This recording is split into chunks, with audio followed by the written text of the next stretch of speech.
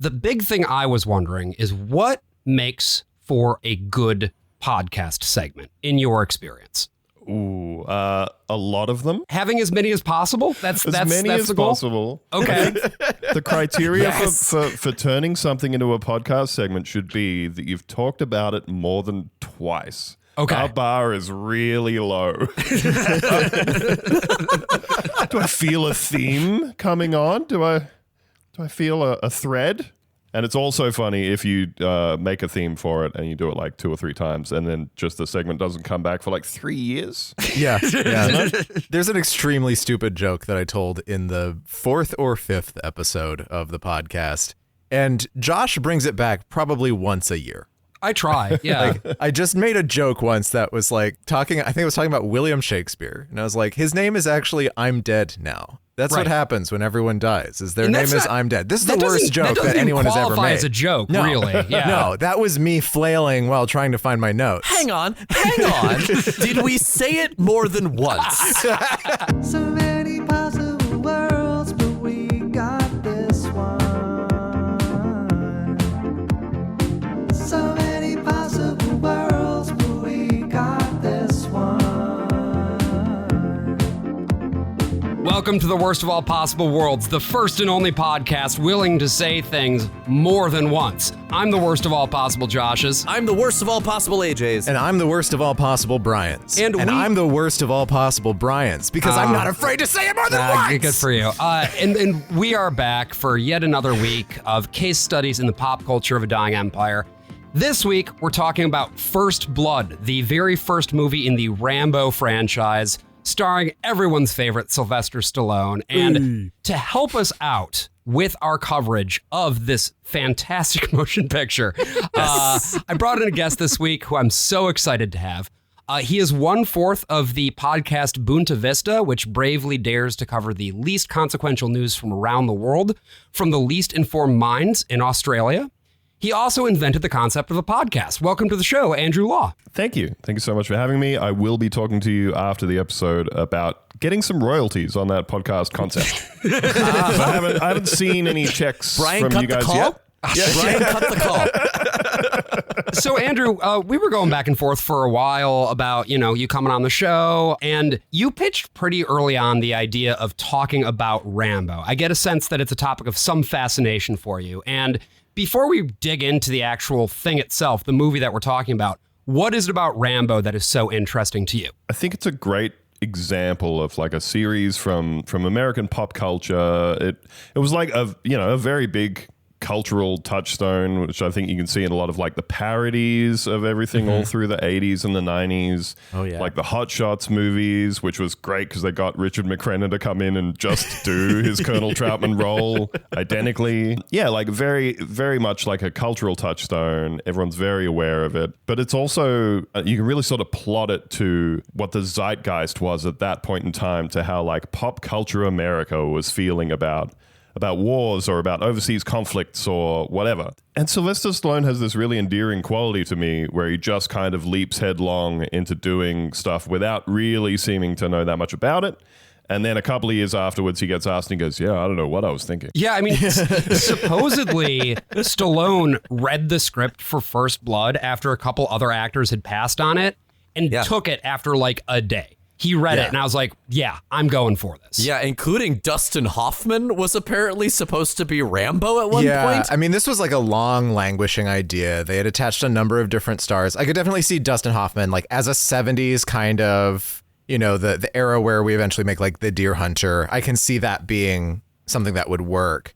But he doesn't realize that the script is dog shit until he sees the first assembly cut. Right. And then he's like, oh, I need to destroy this movie. I need to make sure no one ever sees it. He actually tries to buy out the film so that they can just trash the negatives forever. A rough assembly that was 3.5 hours long, which that's normal for a rough assembly. Okay. A lot of movies just end up, because you're just kind of putting more or less everything that was shot. And then you start actually making the movie from that.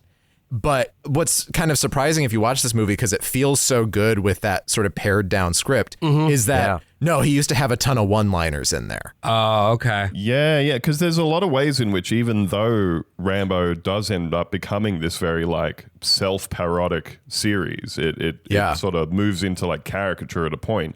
But like Rambo and Rocky both start off with these very sort of, they're almost like a little character piece kind of thing, you know, like he's taking the characters very seriously, and I think that's something that is genuinely different about Sylvester Stallone in comparison to a lot of his contemporaries of the time, where there was always that kind of like either extremely invincible action star or they're like making wisecracks all the way through. And he does have movies like that, you know, later on in his career. Yeah. But at this point, he's still very much in that Rocky mold of, I am here to be like an actor and a writer.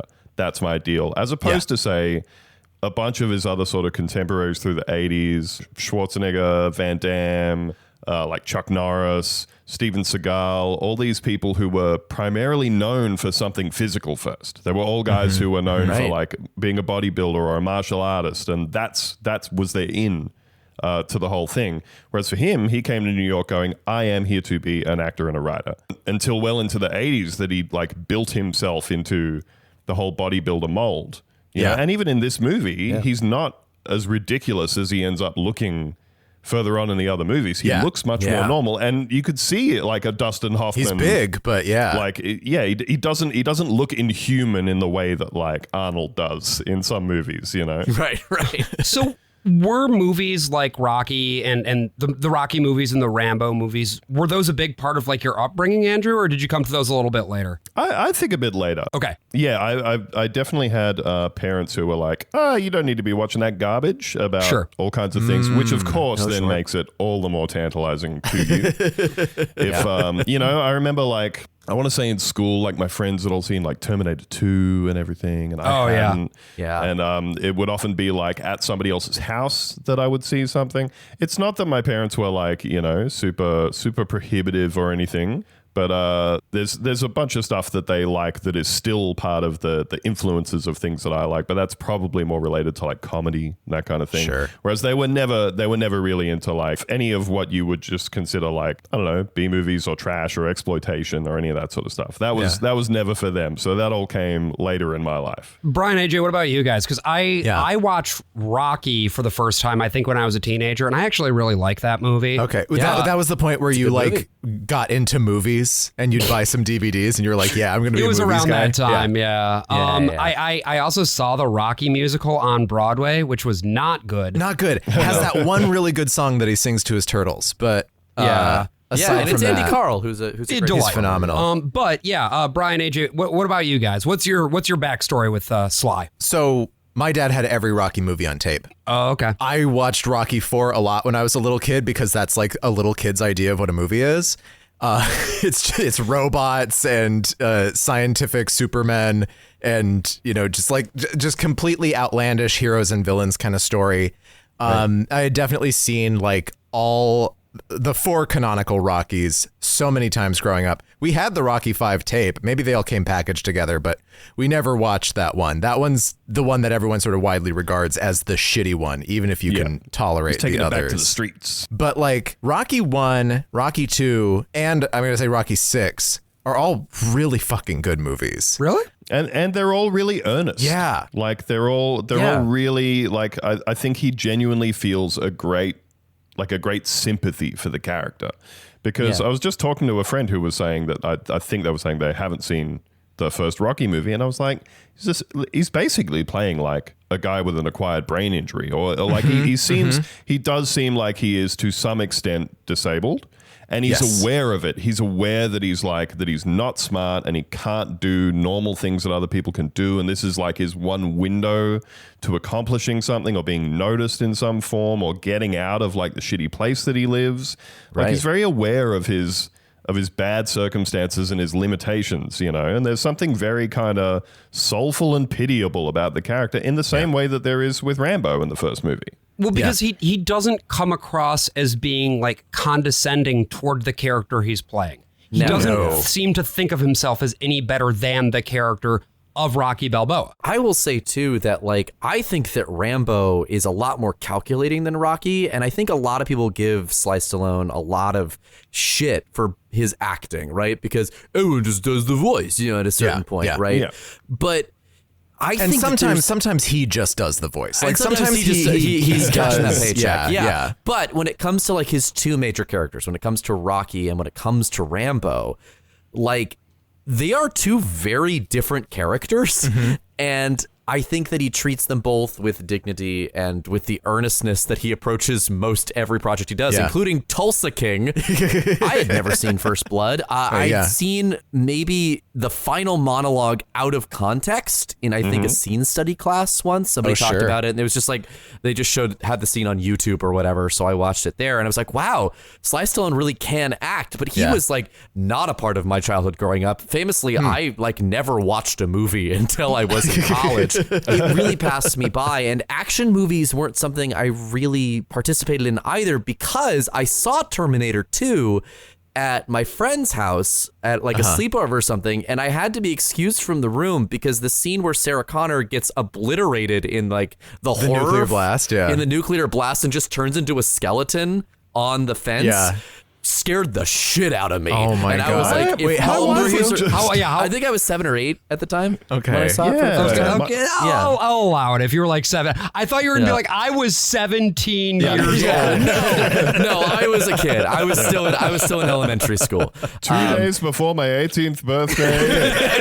and you watch it now, and all I can hear is Daniel Stern screaming when he gets electrocuted in Home Alone 2 Lost in New York. Because it's just the skeleton going, "Wah!"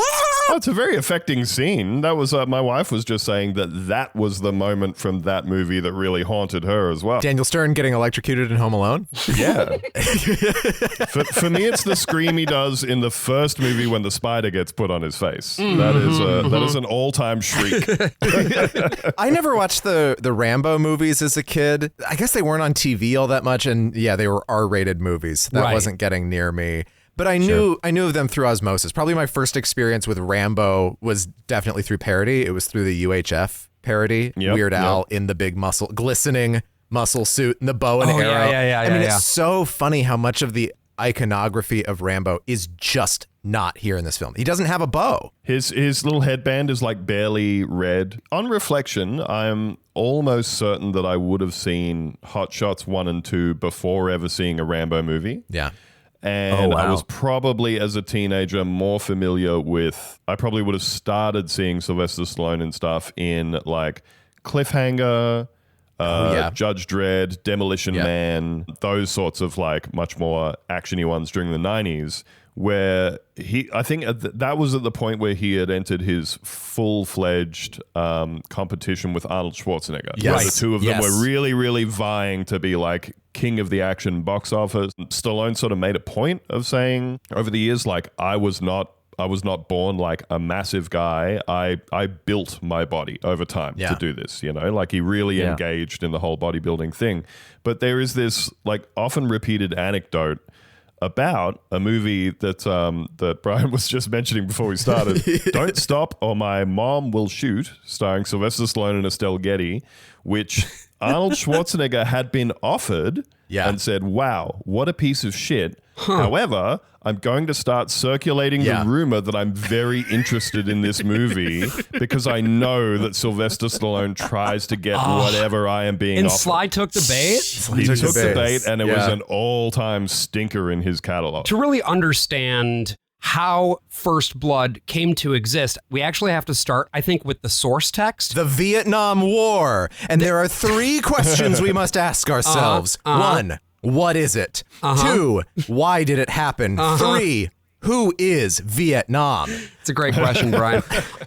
Something I discovered that I wasn't expecting is that this was based on a novel.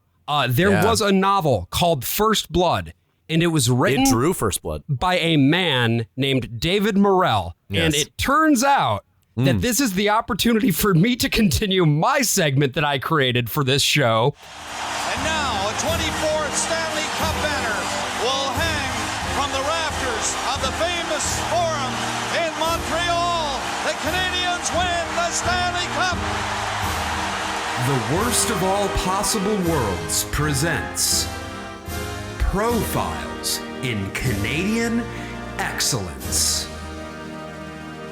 What the fuck are you going on about? So David Morrell is a man who was born in Kitchener, Ontario, grew up there, and during his upbringing became absolutely enamored of TV crime and mystery dramas. And watching that TV, he thought to himself, you know what, I could do this. I want to become a writer.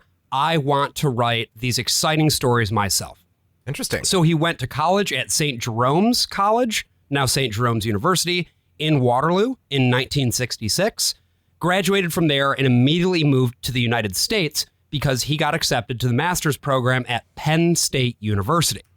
And he continued to study there. He got his master's. His thesis was on Hemingway, and he completed that degree in 1968. He completed his PhD in 1970, and then he went and started teaching at the University of Iowa. So he did not end up writing for Hollywood then.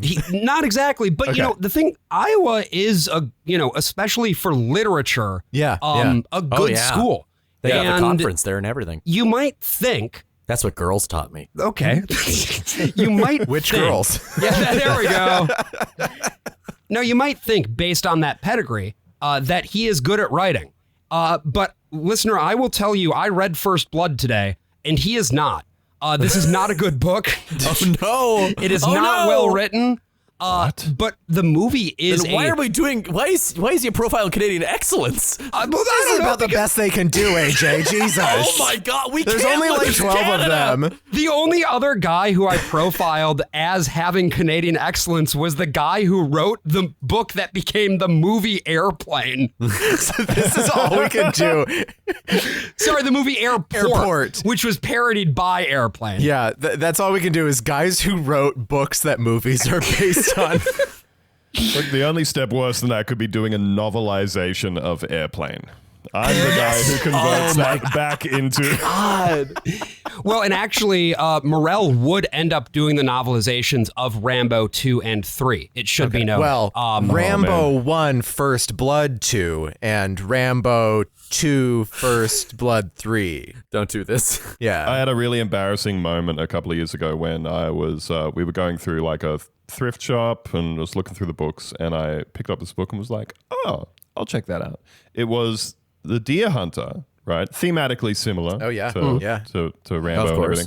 And I took it home and I read it and I was like, wow, that was really good. I didn't know that was based on a book. And then I looked it up and it's not based on a book. And I enjoyed a novelization and I felt really embarrassed. What a weird movie to do a novelization. You don't usually do that for prestige movies. You know, it's usually for like a Star Trek movie or some shit. Yeah, usually like putting out coloring books and shit. Speak for yourself. I ran the novelization of Jeanne Dielman. Thank you very much. In 1972, David Morrell finally manages to get his debut novel published. It's entitled First Blood, and it's published by Rowman and Littlefield. And in the foreword, which at least it's in my copy, I don't know if I don't think it's in the original copy because this was published after it got adapted into a movie, right? Okay. So this was not a seminal text yet. No, I don't think it was a huge seller the way that Jaws was. However, it was certainly getting a lot of traction in Hollywood, enough so that there was a movie that ripped off First Blood, the book, before First Blood, the movie was made, called Ruckus. Can I just take a moment to highly recommend Jaws? It's mainly about like the class warfare between different people in this little town. The sheriff who wants to close the beach down is married to like a real waspy rich girl country club set. And they all think that he's not good enough. The other guy blows in from out of town, fucks his wife. The guy that Richard Dreyfuss plays in the movie also has an affair with this dude's wife. Really good read. Check it out if you get a chance. While you were in the bookshop looking at the book, did you Google it first to be like, this better not have come after? I will not be swindled into a novelization a second time. Yeah. There's a lot of color photos in the middle of this book. So unfortunately, First Blood, the novel, as I said, is not a very good book. And I think you can get a sense of what this guy's writing style sounds like from the foreword. Okay. And this one, there's 4 paragraphs. So I figure each of us can read one of the 4 paragraphs of the excerpt. Okay. So in that forward, Morell credits a CBS Evening News broadcast for inspiring the novel. The first story showed a firefight in Vietnam. Sweaty American soldiers crouched in the jungle, shooting bursts of M16s to repel an enemy attack. Incoming bullets kicked up dirt and shredded leaves. Medics scrambled to assist the wounded. An officer barked coordinates into a two-way radio, demanding air support. The fatigue, determination, and fear on the faces of the soldiers were dismayingly vivid. Oh my God, dismayingly vivid. I'm always saying this. I'm always dismayed at how vivid things are. All right, Brian, why don't you hit the next one? The second story showed a different sort of battle. That steamy summer, the inner cities of America had erupted into I didn't know where that was going. Okay. Nope. That steamy summer, the inner cities of America had erupted into violence. In nightmarish images, National Guardsmen clutched M16s and stalked along the rubble of burning streets, dodging rocks, wary of snipers among devastated vehicles and gutted buildings. Each news story, distressing enough on its own, became doubly so when paired with the other. It occurred to me that, if I'd turned down the sound, if I hadn't heard each story's reporter explain what I was watching, I might have thought that both film clips were two aspects of one horror. A firefight outside Saigon, a riot within it. A riot within an American city, a firefight outside it. Vietnam and America. What if, I thought, those magic words are the seed of all fiction. What if I wrote a book in which the Vietnam War literally came home to America? There hadn't been a war on American soil since the end of the Civil War in 1865. With America splitting apart because of Vietnam, maybe it was time to write a novel that dramatized the philosophical division in our society that shoved the brutality of war right under our noses. A strange thing to say, unless the book is different for a story that does not take place anywhere near a city?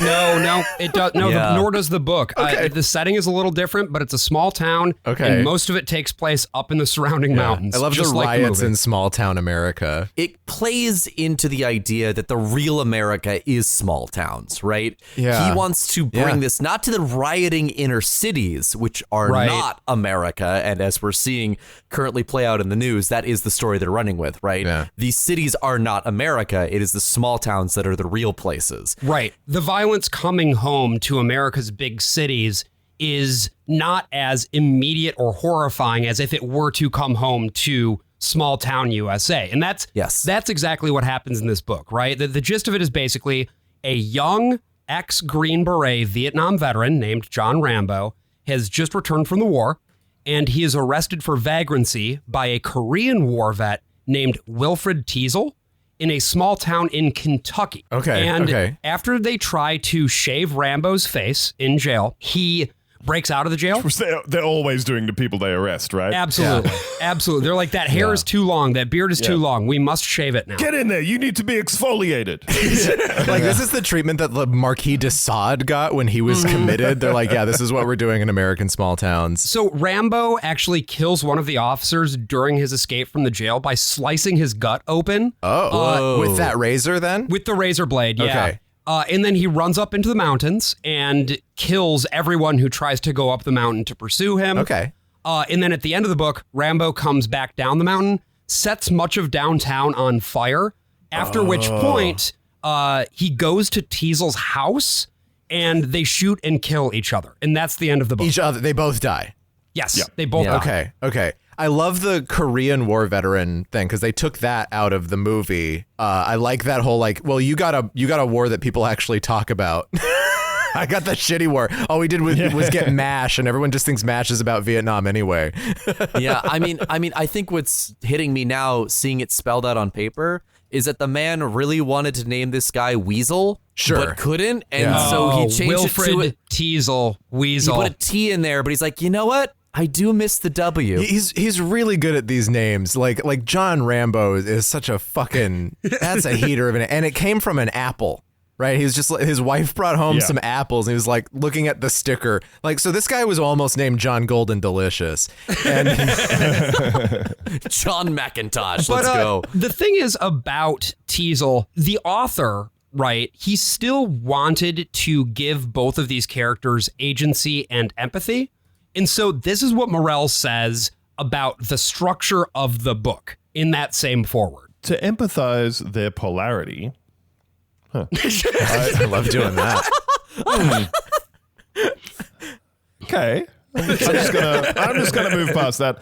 To empathize their polarity, I structured the novel so that a scene from Rambo's perspective would be followed by one from Teasel's, the subsequent scene from Rambo's, the next scene again from Teasel. Yeah, we get it. Just say alternate. Then there was Just say another scene alternate. also involving Rambo. And the scene after that, you'll never guess. That tactic, I hoped, would make the reader identify with each character and at the same time feel ambivalent about them. Who was the hero? Who the villain? Or were both men heroes, both men villains? The final confrontation between Rambo and Teasel would show that in this microcosmic version of the Vietnam War and American attitudes about it, escalating force results in disaster. Nobody wins. This pretty much sums up this guy's approach. And as you heard from that description, if you're familiar with the movie, it's very similar. They made a few changes to make it easier, I think, to shoot. Sure. And they totally changed the ending. Yeah. But beyond that, usually with movie adaptations of novels, they don't hew as closely to the source material as is the case for First Blood. Yeah, I mean, like the beats all kind of sound like they're the same thing, even with the movie being very heavily edited down. Because it's like, this is a 90-minute movie. You're in and you're out. Yeah, from reading the synopsis of the novel, it seems like one of the big changes that they made was in the novel, Rambo just straight up bodies heaps of cops. Yeah, he kills and kills and kills. Killing everybody. Yeah. Whereas in the movie, I think they maybe try to lean into empathizing with Rambo a bit more by having him just like disable and injure the cops and then say, I could have killed all of you, please fuck off. Yeah, which clashes a lot with what you get from the Colonel because he's just like, all this guy knows is killing. And it's like, well, obviously he's got way more finesse than that. But it sounds like a lot of that is the result of Stallone. Stallone comes in, he's like, he knows how to make a Hollywood screenplay. He made the most Hollywood screenplay of all time with Rocky. Yes. And he's like, here's what we do. One person dies and Rambo doesn't even kill him. And also Rambo doesn't die because I'm going to make sequels. And that's what we're going to do. And you're going to make $50 billion. So just trust me. And before we exit this movie, you are going to hear the worst song you have ever heard in your fucking life. Yeah, he learned his lesson because in the second movie, he got his brother to write the song. Beautiful Frank Stallone. I think the other really big change that I did want to note here is that the book tries to be artistic in a way that is not the case for the movie. Okay. I've got one last excerpt here, and Andrew, I want you to read this one as well. Some beautiful writing here. And Shingleton was grinning, laughing. Not loud, not hilarious, but laughing just the same. It was mostly all inside him. His chest was heaving, and he was laughing. We made it. He didn't shoot. We made it. And sure, it was funny. And Teasel started laughing too. Then Orville coughed more blood, and Teasel saw the pain on Orville's face, and nothing seemed funny after that. So you can tell this guy got his master's studying Hemingway and just really wants to be Hemingway so fucking bad. Two dudes just standing around laughing. Then Orville coughed more blood and Teasel saw the pain on Orville's face and nothing seemed funny after that. Yeah, that's a man who cares about his friends. You're trying to do a farewell to arms and it's just not working out for you. Sorry, pal. This is hot, sweet garbage. Great names. I love having an Orville in there. Although it's spelled Orval, which is I have an unusual spelling. my uncle Orville's name was spelled that way. Really? Yeah. I mean, that's why he got by Rambo, is because he was making popcorn out there in the jungle, and you can smell that from a mile off. Here's the weird thing: my uncle Orville did make great popcorn. Just, no relation to the other Orville. Brian is the heir to the Orville Redenbacher. This is not fortune. a bit. I do in fact have an Uncle Orville. Well, I did. He died. He passed away. But he made the cradle that I was in as a baby. Oh. Yeah, out of walnut. If beautiful. we say Orville one more time, though, I think he does become a bit. He will be summoned. Okay. It's like Candyman. I wonder with the adaptation from the novel as well, you know, how involved Stallone was, because I feel like he is very sympathetic to the John Rambo character. Yeah. Yes. Absolutely. We're sort of seeing from the description here that that the author was like, no, it's very ambiguous. You know, who's right, who's wrong. And there's absolutely a point in the movie where they say, all right, you fucked with Rambo for a while now, and now it's Predator. Now the movie is Predator. You know, he's coming out of the dark and he's nabbing you all and he's terrifying. But like up until that point, I feel like it's very black and white. Yeah. That he is minding his own business. He's not doing shit. And he is, you know, finding another way to be betrayed by his country. He's a very put upon character. Yeah. Well, I think a great example of that is right at the very beginning of the movie, actually. Because it starts out with him just walking down the road. And this is, I guess, the movie's attempt for us to find a way to empathize with him. Yeah. Because he really is kind of a cipher. This is a super long take. I mean, this feels very 70s. It's interesting that this movie kind of comes in the middle of the 80s action boom, because this has a very 70s feel to it right at the beginning. They're shooting on Fujifilm, which always looks a little bit older than something shot on Kodak in the same year. Sure. That was apparently the DP really fought for shooting on Fujifilm for this and for a couple other reasons. And I mean, we just get the sense John Rambo has been walking forever. He may as well have been walking straight from Vietnam to whatever this place is. To be fair, he had just hulked out and he's trying to catch a ride, but no one will stop to pick him up. You know? I think they do a really good job in setting the scene at the start of this movie to really really just showing this character as a man without a home. His home is gone. And like not just in the he's a drifter kind of sense, but he's come back from the war. He is, you know, isolated. He's wandering. He's looking for like the only surviving friend from his unit. Yeah. You know, he finds this guy's home. And that's the only moment of the film where there is like the briefest flash of him looking like there might be something to live for. Little smile on his face. Little smile passes over his face, and he sees, you know, this house that he's been looking for. And he goes down there and he says that he's looking for his friend. You can see that's Delmar's writing. I'm sure I had a hard time finding this place. Yeah, that's his writing. Well, like I said, he's a friend. My name is John Rambo. We served on the same team together in Nam. I don't know if you ever talked about me. I've got a picture of us together somewhere. It's junk in your pocket. Here it is. Here it is. That's me. That's Danforth and Westmore, Bronson, Ortega, and there's Delmar right in the back. We had to put him in the back because he's so big. If we didn't, he'd take up the whole picture. Look how big he is. Delmar's gone. What time will he be back? He died. What? Died last summer. Died how? Cancer. Brought it back from Nam. All that orange stuff, they spread it around. Cut him down to nothing. I could lift him off the sheet.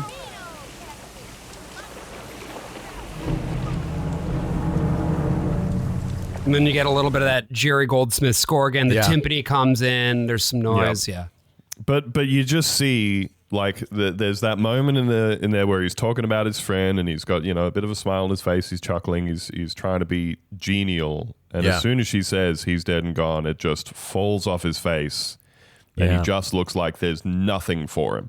You know, he walks away from the house and he tosses the photo of him and his team into like a fireplace. And just keeps moving. You kind of get the sense from very early in the film that he is like a completely isolated person.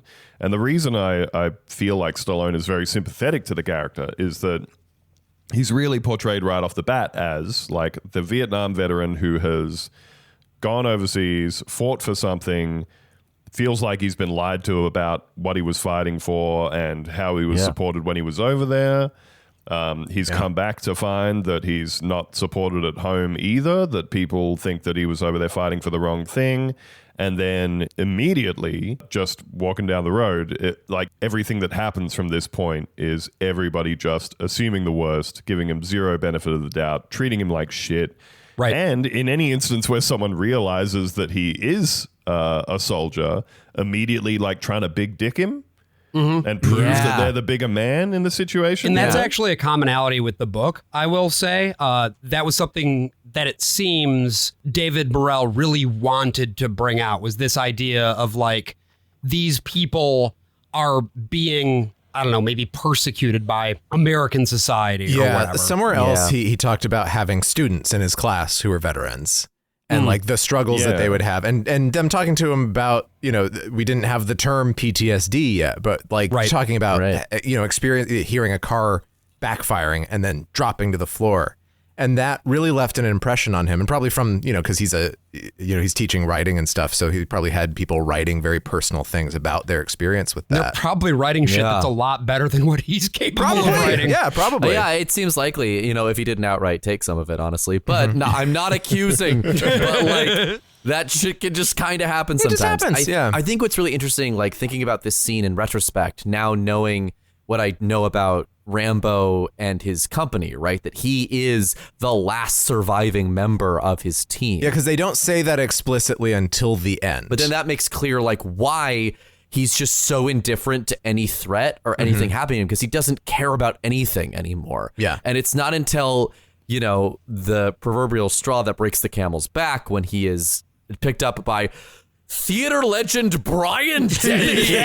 Holy shit, my boy! This was Brian Dennehy's first major role as an actor. He is incredible really in good. this movie. So just to sort of trace what happens here, John Rambo, his actual name, walks into the town of Hope. Now, Hope is portrayed in this movie as being in the state of Washington. Yeah. It's actually in British Columbia. It's a real town. It looks so fucking cold, dude. It looks so cold. And it's even colder in actuality. They were talking about all the layers everyone was wearing underneath their clothes.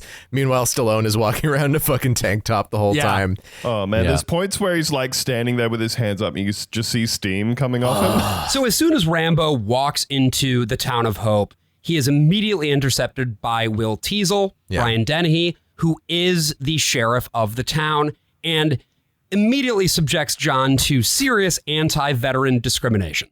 So why are you pushing me? I haven't done anything to you. First of all, you don't ask the questions around here. I do. You understand? Secondly, we don't want guys like you in this town. Drifters. First thing you know, we got a whole bunch of guys like you in this town. That's why. Besides, you wouldn't like it here. It's a quiet little town. In fact, you might say it's boring. But that's the way we like it. And I get paid to keep it that way.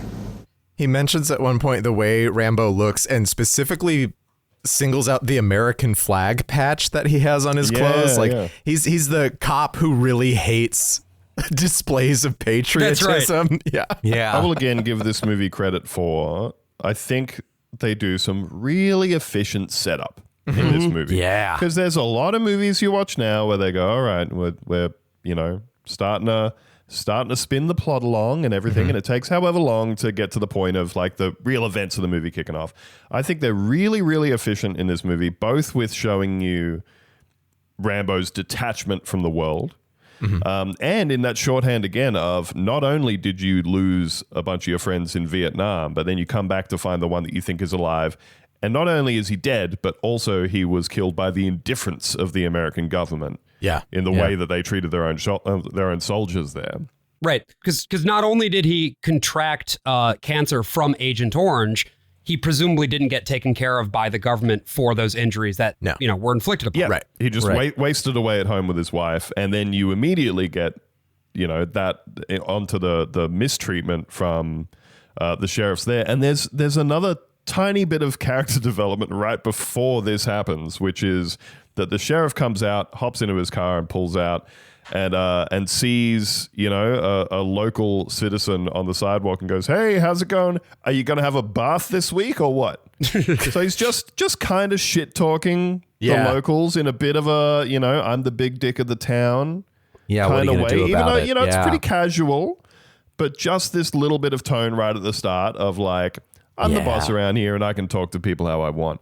And even though, like, obviously in the intervening decades, we can see how much more extreme the sort of militarization of American police has become, right? And the complete like lack of deference to anybody's civil rights in the way they're treated or anything like that.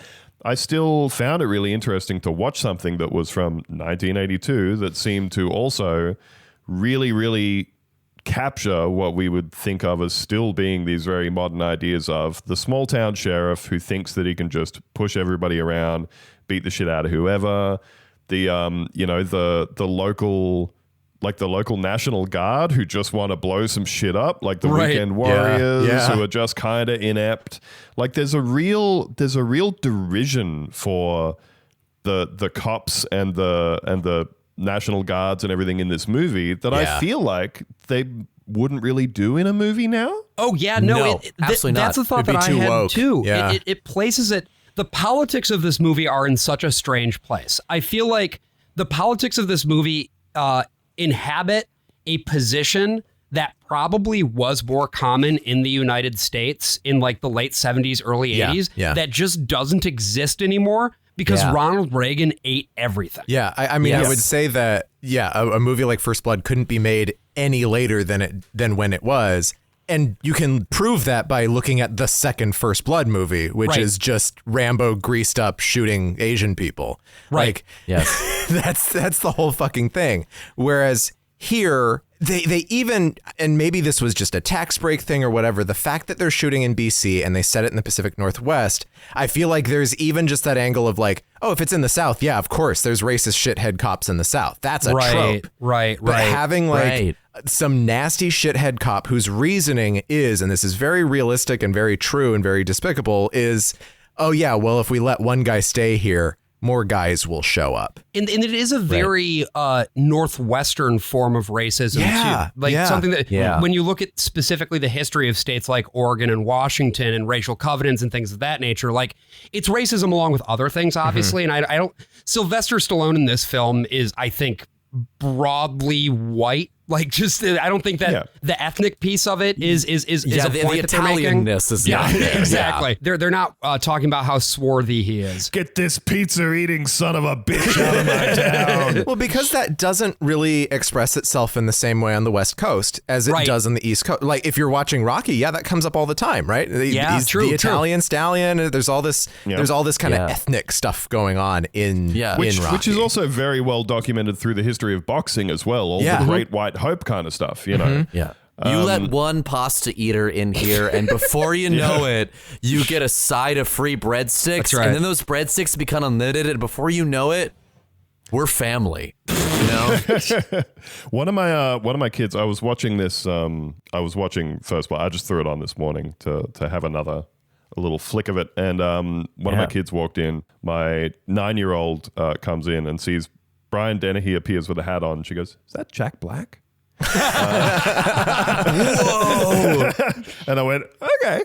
Very different movie. Yeah. So one of my kids is sitting there, like during the whole first segment, while Brian Dennehy picks him up and starts hassling him, and is like, "Hey, how about you do me a favor and fuck off out of my nice little town?" You know. And my kid says, "Oh, so do they arrest people for being homeless?" And I said, well, you know, depends where you are and what the laws are and everything. But, and then sort of just had to explain that in a lot of places, whether or not it is illegal to be homeless, what people aren't really bothered about is the fact that someone doesn't have a home. It's that they can see them being poor and having a bad time in public, and they call the cops and they say, "You really ought to do something about that. I don't like seeing that. That makes me feel bad." You know, and that is most often the way in which we are using the government's resources to like solve homelessness is by moving homelessness out of our line of sight. Yeah. And you might do that by arresting somebody for vagrancy or driving them to the town line or saying,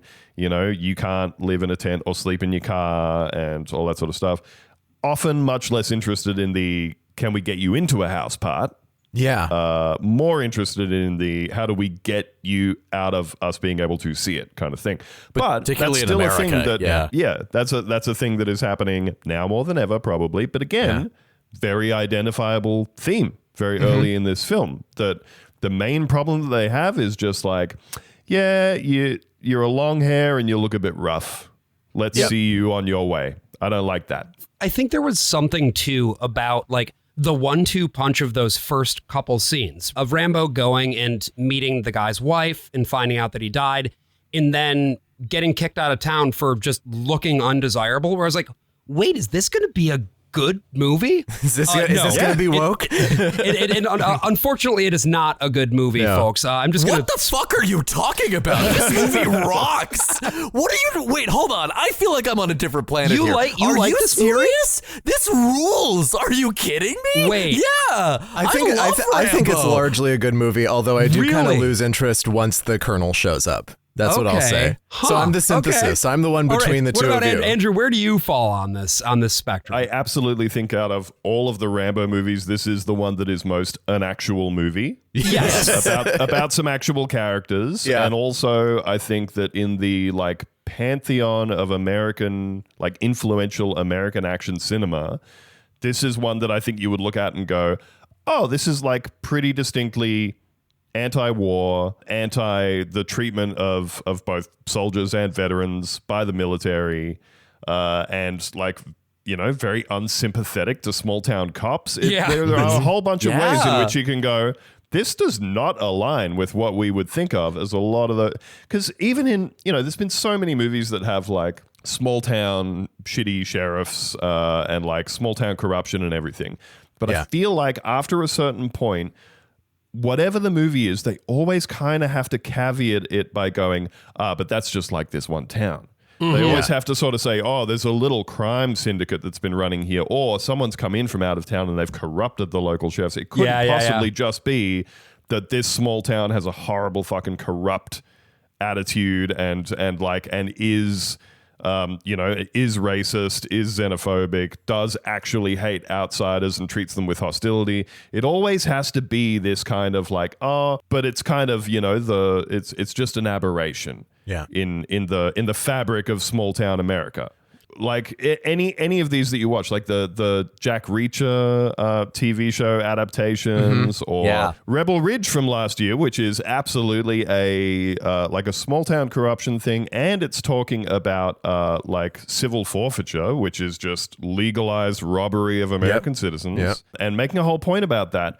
But there is still just this kind of point in the movie that I think made a lot of leftists mad, where like the good cops step in to say, all right, that's a bit much.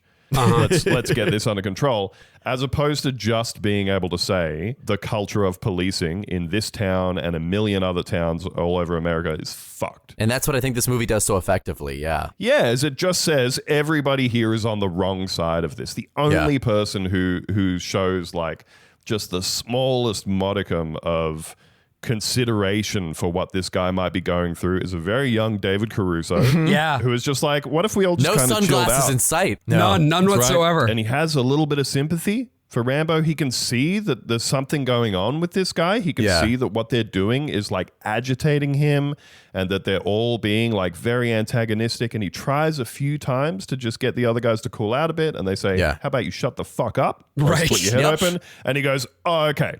And that's all it takes to get him back in line. Yeah. His angle isn't even necessarily, it can be read that way as like sympathetic, but could also just be read as this guy actually seems maybe more dangerous than we think. Yeah. And it might be good to not he's make going him crazy. Yeah. Well, I wanted to delve more into the extremely bad and corrupt sheriff's department, because Rambo, after being put out of town, immediately turns right back around and walks in a straight line across the bridge right toward Hope, and is once again apprehended. He then gets searched, and it turns out that he's carrying a huge ass knife. Yeah. Custom designed for this film knife. Iconic piece. And he is then arrested, taken straight to the station. They book him. And John has a PTSD flashback to the war, and he starts freaking out. As soon as they're trying to like bind him in any way, I think when they get him down there, he just sees the bars on the window and immediately goes, "Oh, like that prison I was in." Yeah. Oh, fuck. I wanted to just point up for a second. I don't know if this jumped out at you guys as much as it did me. I was like, this is intensely homoerotic, a lot of this stuff. The way, because he like takes off his clothes and turns around and they're talking about his scars, but it sounds like they're talking about his cock. Damn. Yeah. Well, I mean, a lot of this stuff, I mean, this is sort of obviously the progenitor of a lot of the stuff in the 80s in terms of the action movies, but a lot of it is very homoerotic, particularly in the 80s. And then that sort of gets sanded down as action movies go on. Yeah. Like all sexuality is taken out of them almost completely. And here, I mean, they're grabbing his chest. They're using a billy club to put him in a headlock. They're hosing. This is all very Tom of Finland. Yeah. They're hosing him down. Sylvester Stallone does become nude. We see his wet ass getting hosed. Oh yeah, they just blast him with like a fucking fire hose. This is the hose that all the Gen Xers drank out of. Oh yeah. You put respect on that hose's name. Oh wow. So eventually we get the moment that again is taken straight from the book, where they're like, we need to shave you now. And they come in with a straight razor. That straight razor reminds Rambo of his Viet Cong captors and how they would use a knife to cut him. And he hulks out, he escapes. He does not kill that guy by slicing him in the gut like in the book. Yeah, I mean, this is a really well choreographed scene. He's just elbowing and kicking someone all the way, like one at a time through the station. There's kind of a video game feel to it. Yeah, another thing that I think is kind of notable in some of Stallone's characters is that they're not invincible. Like he gets very roughed up in this movie. He's having a very bad time. Like he gets injured. He has to do like field medicine on himself. Yeah, and the same for like Rocky, where his character thoroughly gets the shit beaten out of him, you know. Yeah. And it kind of makes me think of like I think that was part of what people liked about like the Die Hard movies in the 80s was that you know, once you got to that point with Rambo, even though there would be points in the later movies where he'd like get captured and tortured and stuff like that, but when it was the kind of like big set piece of him clearing out a base or whatever, then it was very much just him, you know, running around with the huge mounted machine gun and throwing knives into people and shooting people with exploding arrows and all of that stuff. Whereas like John McClane in the Die Hard movies, he was stepping on glass, he was getting the shit beaten out of him, and it made him very human in the way that like, that was part of the reason that I liked like Jackie Chan movies when I was younger as well, because he would get the shit kicked out of him in his movies. And to contrast that with like Steven Seagal movies where he just doesn't get hit by anyone for the entire film, and it sort of makes you go, yeah, okay, but like, gonna be any duress at any point? Gonna be any like any risk? Why am I watching? Where's the tension? I think that's what any tension or anything. Yeah, and I think it's very reflective of a star in a vehicle who sees themselves as like, you know, I have a long-standing fascination with Seagal, both because I can't understand how they ever made more than one movie with him in it. And because he occupies this position in like action cinema stuff where you can really clearly see from watching movie to movie of his, because he's a producer on all of them, maybe from the first one or the second one onwards. So he's obviously got a hand in how his character is portrayed. Yeah. His character is always portrayed the same way, which is that he is like a sneering bully who bosses people around, you know, beats the shit out of people who are not matched to him in any way, shape, or form. But the fact that portrayal is so consistent makes me go, that's what you think is the coolest guy ever. That's who you think is like the best kind of guy it's possible to be. He's never under any duress at all, and also just constantly beating the living shit out of people who never stood a chance. Whereas, you know, there's other movies where there's like moments of vulnerability. Whereas, Seagal's whole thing is that he is so image conscious. He is so concerned with like how people see him, but he doesn't actually know how people see him. So he comes off looking, especially like just the more the movies go on, the more it's like, this is just an insane man. This is a man who has no grip on reality whatsoever, whereas Stallone does know how people see him. Yeah. He's equally as image obsessed, but he actually has his finger on the pulse. So he's able to be like, no, this is the John Rambo that everyone is going to love. I also think that there's something interesting there about the way that the violence in these films and just what is popular in action film more broadly reflects America's standing in the world, where I think in the late 70s, early 80s, a lot of the screen violence that you are going to see is very realistic. It is very physical. I mean, a real fight, if you ever see a real fight, oftentimes it'll be over within a couple good kicks or punches. It's done, you know, Right. because it doesn't take very much to immobilize a person if you are giving it your full weight. And if it's not over fast, it's going to take a really long time with two really out of breath guys. And so when you think about where America is at this point, like, yes, we do still have another force that is sort of countervailing us in the form of the Soviet Union. And well, by the time that you get to like the early to mid 80s, things are starting to not look too good for the USSR, but still there is this sense of we are somewhat equally matched in this fight.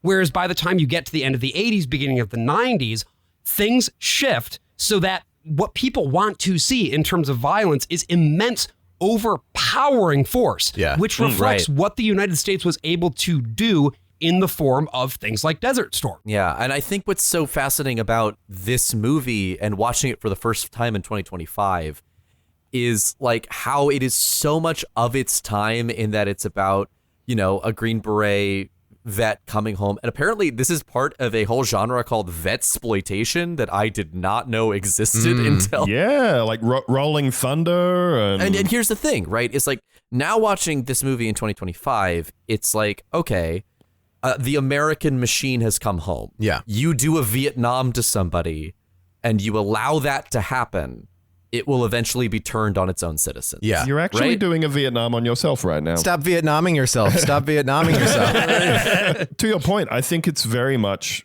I think the series as a whole, but at this point, it's very much reflective of like where America was at psychologically. They are wounded by like just the failure in Vietnam, and then also their failure to like look after their own soldiers and everything.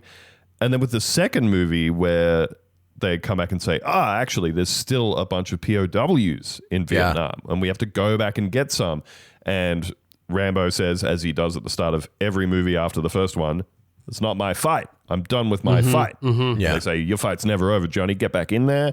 But in each movie, he really has to be like either he effectively has to be coerced in every movie in a position he doesn't want to be in, into engaging, because at every point he's really withdrawn and saying, I did my whole horrible thing for you and it's destroyed me as a person and I don't want to go back in there. But in the second movie, he basically gets coerced into going back into Vietnam to free soldiers, which, again, psychologically, I think would make sense for America at the time because it's redemptive. Yeah. Right. It's of saying, see, we're getting one back. We're bringing some boys home. Yeah. We're restoring a bit of honor after the whole Vietnam thing. Yeah, we couldn't win in real life, but we'll win in our fictional movies. Yeah, it's the argument you have in the shower afterwards. No, you're stupid. stupid. So much of the POW MIA thing turned into that, right? Like it's become an endemic national psychosis, the POW MIA flag, right? Elizabeth Warren sponsored a bill in 2019 to make every post office in America fly the POW MIA flag. And so now we do that. No one's there. The only American Vietnam veterans that are in Vietnam currently are retirees who are apparently having a great time with a low cost of I reckon living. there was a whole like almost subgenre of early 80s action movie, like the whole sort of Chuck Norris Missing in Action series that was all very much like going back to Vietnam and bringing some boys home, you know. And then, you know, like we're saying, the USSR is having their ascendancy, so Rambo 3 becomes I'm going to Afghanistan to help the Taliban. Again, he's not interested. He doesn't want to do it. Troutman gets taken prisoner and he's got to go and get his war daddy out. Fourth movie, he's just living on his own in Southeast Asia. He gets harangued into helping free these Christian missionaries from another POW style That camp, one's the right? mid 2000s reboot, like he does with Rocky 2006, Balboa. 2008. Oh, okay. Yeah. That one they changed. So they went, First Blood, and then Rambo First Blood Part 2, then Rambo 3, then just Rambo. Which I think Stallone later on said that he regretted calling it that because it made everybody think it was going to be the last one. Yeah. And he was like, nah. No, because then he made the last one. last First Blood for real, though. But I don't know if any of you have seen the most recent. I have not seen Rambo Last Blood. No, from 2019. Okay, because this one is just so spot on for where America is at right now. Okay. Does he defeat the COVID vaccine? It came out too early for that, unfortunately. Damn, no! Even better, he defeats Mexican human traffickers. Hell yeah. Yeah, he just got in on the whole Taken train, yeah. He is back home living on his ranch in Montana, which he occasionally is kind of pictured coming back towards in some of the movies, So he's back there he's living. chopping wood. Yeah, helicopter comes in. He's living with a sort of middle-aged Mexican maid type lady on his property and her daughter or niece or something, whatever the relationship is. That she's effectively Rambo's niece. He spends all of his time digging underground bunkers on his ranch and setting them up with booby traps and kill boxes because that's just kind of what he likes to do with his time. See, that should have been the whole movie. It's like she gets trapped down there and then he has to fight himself, essentially. Yes. Oh my God, yes.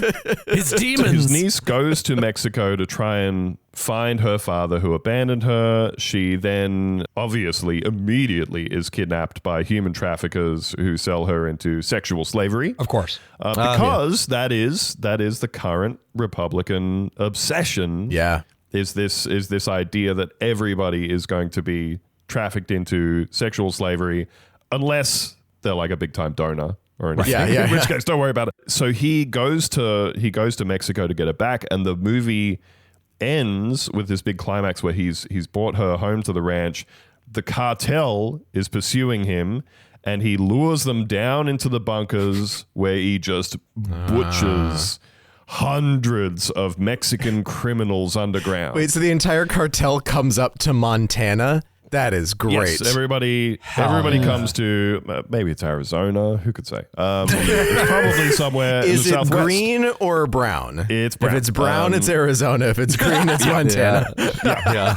But it's so emblematic of current conservative fixations because Stallone is absolutely a Republican. He is currently one of the appointed ambassadors to Hollywood alongside Mel Gibson and John Voight. Yeah. Oh my I God, think I didn't know that. Hollywood needs to get recognized by the UN finally as a sovereign nation. Finally. Yeah, Stallone is very right wing. He has donated money to Democrats and Republicans over the years, but more solidly towards Republicans. The one place where he breaks basically from Republican orthodoxy is that he's insanely anti-gun. He wants gun control up the ass. He doesn't want a fucking single weapon in the hands of any civilians whatsoever. It should only be in the hands of insane war veterans. Yeah, that's right. John Rambo gets one. And that's actually, that happens pretty soon in this movie because after he manages to flee from the town, he also hijacks a guy's motorcycle. The sheriff, of course, remains in hot pursuit, and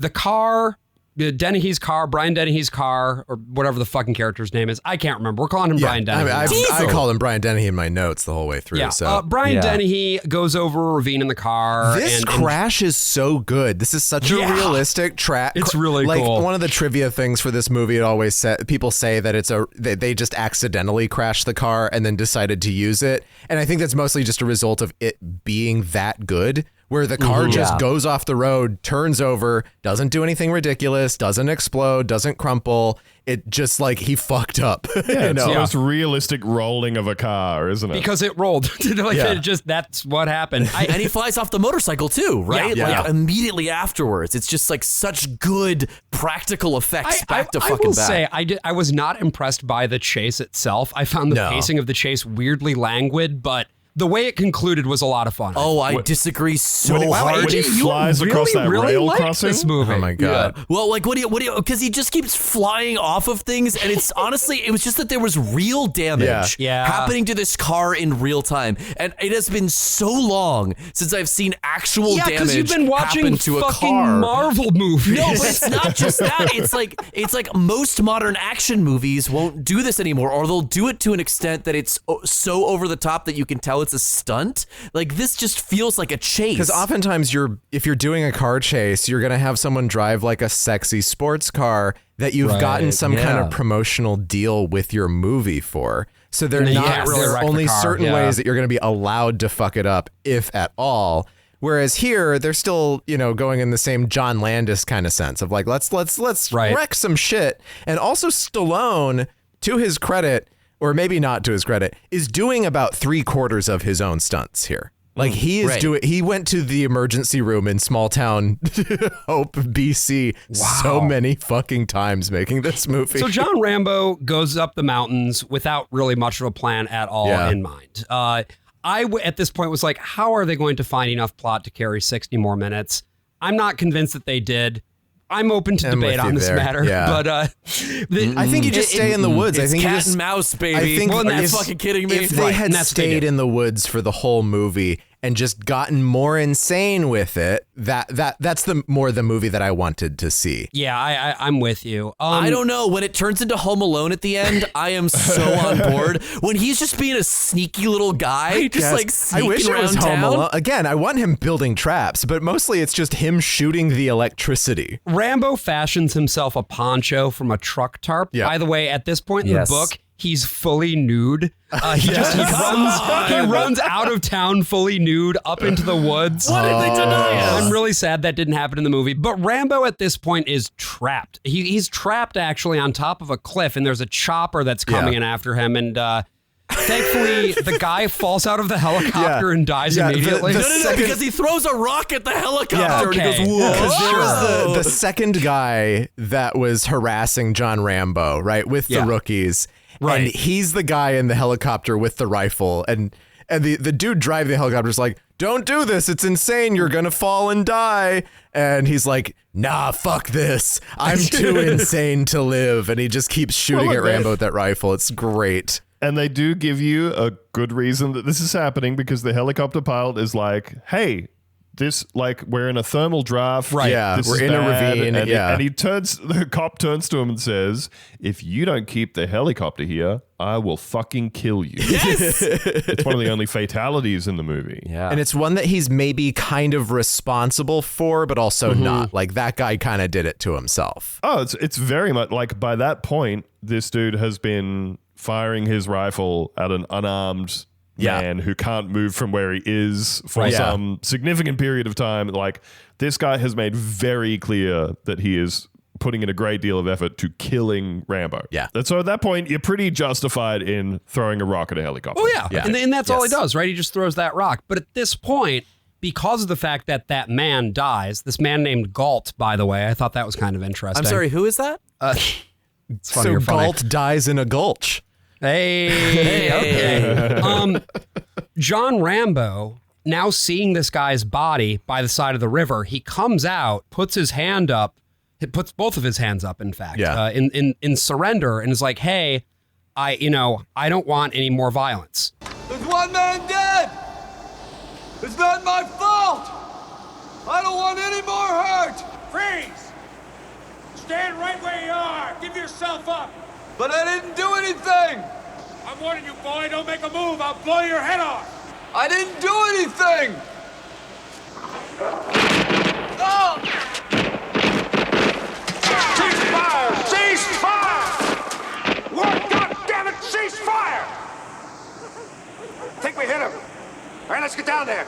Move! So Brian Dennehy's deputies open fire on John, and of course he immediately runs back off into the woods. Yeah. They hit him. Yeah. And look, it's effective, right? Immediate, like from the word go, you hate these cops, right? And you want to see bad things happen to them. Yeah. Right? But they just keep doubling down in a way and stacking the deck that you do want to see vengeance even more at this point. Yeah. Like I was craving a Rambo to fight back. And then he disappears from the movie for a while so he can go set his legion of traps in the woods. Yes. And also so he can kill a wild boar. That's right. Yeah. This is part of the reason that I suspect that the movie is a lot more sympathetic to Rambo than maybe the novel is, because there's all these points in the movie where he says, just leave me alone.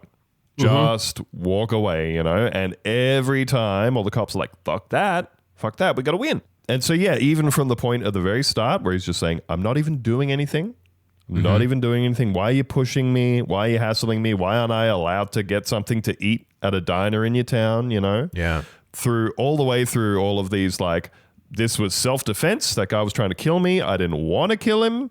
Just let me go, just walk away, and no one will have it at any point. And I think there are, I'm going to say at least 3 or 4 points in the movie where he specifically says, all right, could have had you just then. Yep. Just stop now, okay? And then he disappears back into the darkness and they go, oh, he nearly killed me. I can get him this time, though. Well, he's Vietnam, right? That's the whole thing. He's just like, hey, I'm not doing anything. And America's like, we're going to fucking kill you. Yeah. And it's like, but I wasn't doing anything. And that's what's going on, right? He goes native. He becomes Vietnamese in the sequence. He is the guerrilla warrior. He puts grease paint on his face. He's building traps just like the Viet Cong built. He is using... He kills the Cerberus puppies. Yes. There's 3 of them. Oh, Those yeah, 3 there dogs are 3 did die. Yeah. He kills the dogs. He shoots back at them from the forest, which is kind of like a jungle. So he has brought Vietnam home to all of these cops. And in the world of First Blood, there are no cops who are also veterans. I think that's one of the funnier things about kind of the way Dennehy... Well, except for Teasel, who has the Purple Heart on his desk. Oh, does he have it on his desk? But the way that he talks, it makes it sound like he has never been in a war and has never cared about someone who has been in a war in a country that is so war obsessed and war sick all the time. I think what's so funny about it is it's more that he's like, my war was important, your war was bullshit. But that's the thing is that's not in the movie. He doesn't say stuff about Korea in the never. War, even though that's in the book. Yeah. But yes, I completely agree with the view that this is all very much bringing Vietnam home to America. And you've got this guy who's going through something that you don't actually understand at all. Yeah. But this prevailing view inside America with the cops in this small town is just, but we can stop this dude. It doesn't matter. Sure, we've all... He's one there's guy. even points where they're like, yes, we all kind of did the wrong thing, but he's acting up. Yeah. And we can't just let it slide. And I think there's a good example, too, of them sort of underestimating what it is that he's capable of in the next scene where they all sort of talk about, what can we, should we just stop or should we still try to pursue him? Green Beret. War hero. That's great. That's Why don't you just shut your great. mouth? Now what the hell's the matter with you guys? He's one man. He's wounded. Those Green Berets, they're real badasses. Why don't you let the state police handle this?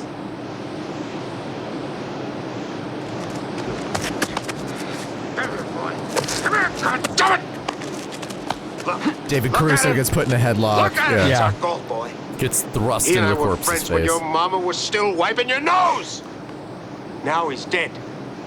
He's dead because of that psycho out there. Now you listen, boy, and you listen to me good. I'm gonna get that son of a bitch. And I'm gonna pin that Congressional Medal of Honor to his liver.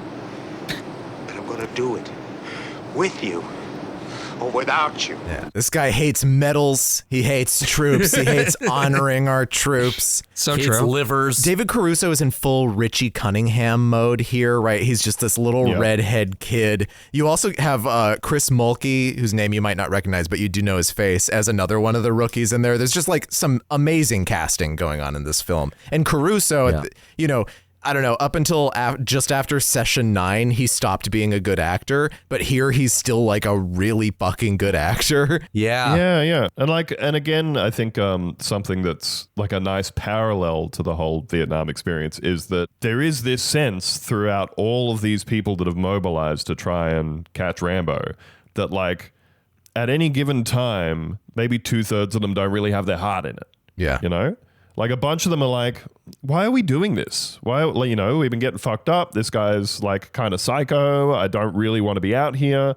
There's a point like once they call in the Army Reserves, they get shot at and all of them just lie down flat and look like they are pissing in their pants. Like nobody is shooting back. No one wants a bar of it. And after they think that they have killed Rambo by firing a rocket, because one of them's like, yeehaw, I get to fire a rocket. Yeah. You know? And they fire a rocket into the entrance of this mine that he's hiding in and collapse it. And, you know, Brian Dennehy comes up to talk to the leader of the local reservists and he's like, you got to clean all this shit up. And he goes, oh, come on, I got to be back at the drugstore tomorrow.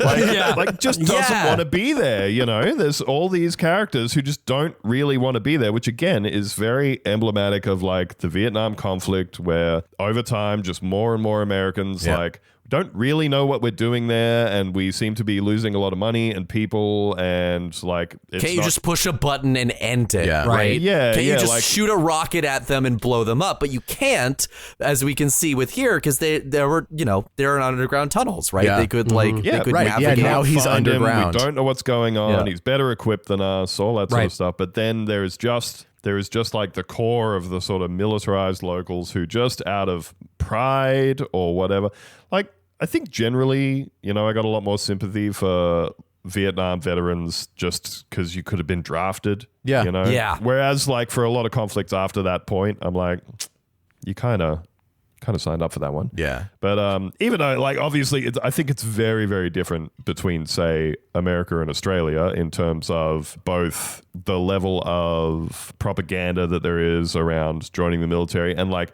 having military recruiters come down to your high school and try to like nab kids off the street and everything. There's like a socioeconomical part of it too, where it's just like going to like reservations and like, inner city. I've seen like those TikToks where someone will be like walking around their barracks on a military base saying, why did you sign up? And all these different people saying, oh, like my recruiter told me I was going to get a $10,000 signing bonus. And someone else saying, my recruiter told me that if I didn't like it after like boot camp, I could go home. So, you know, there's just all these people. You can technically. Yes, just not the way that you want to. But like, so I get that, like, you know, in post-Vietnam conflicts that obviously there are people who sign up for different reasons. People get tricked into it. There's a lot of, you know, social pressure depending on where you live.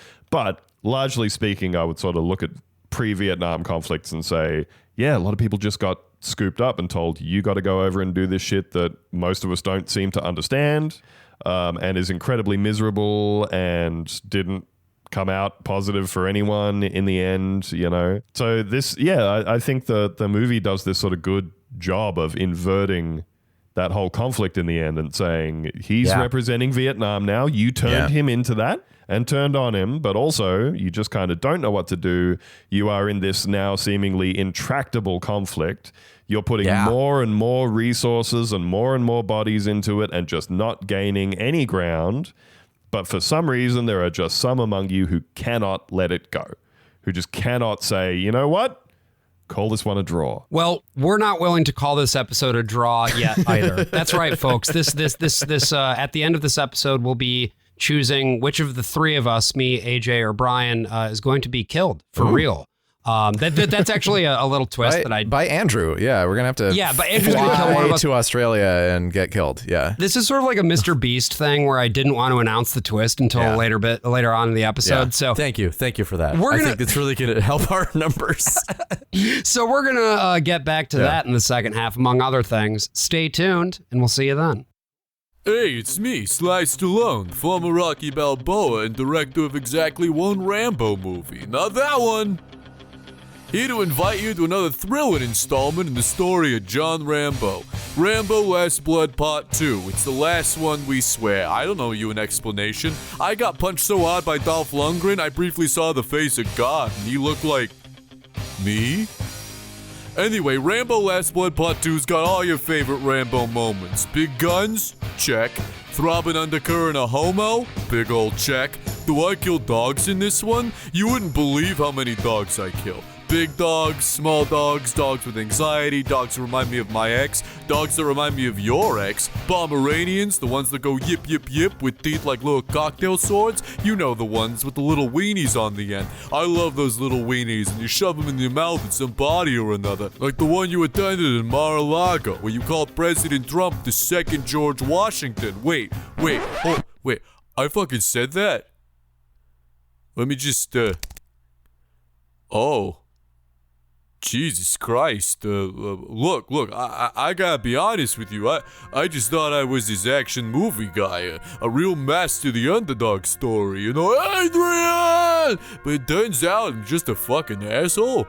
Don't get me wrong, it pays to be an asshole. You get to be best friends with Mel Gibson, and sometimes as a treat, he lets you listen to the voicemails they didn't release, uh-oh. But there's gotta be a price, you know?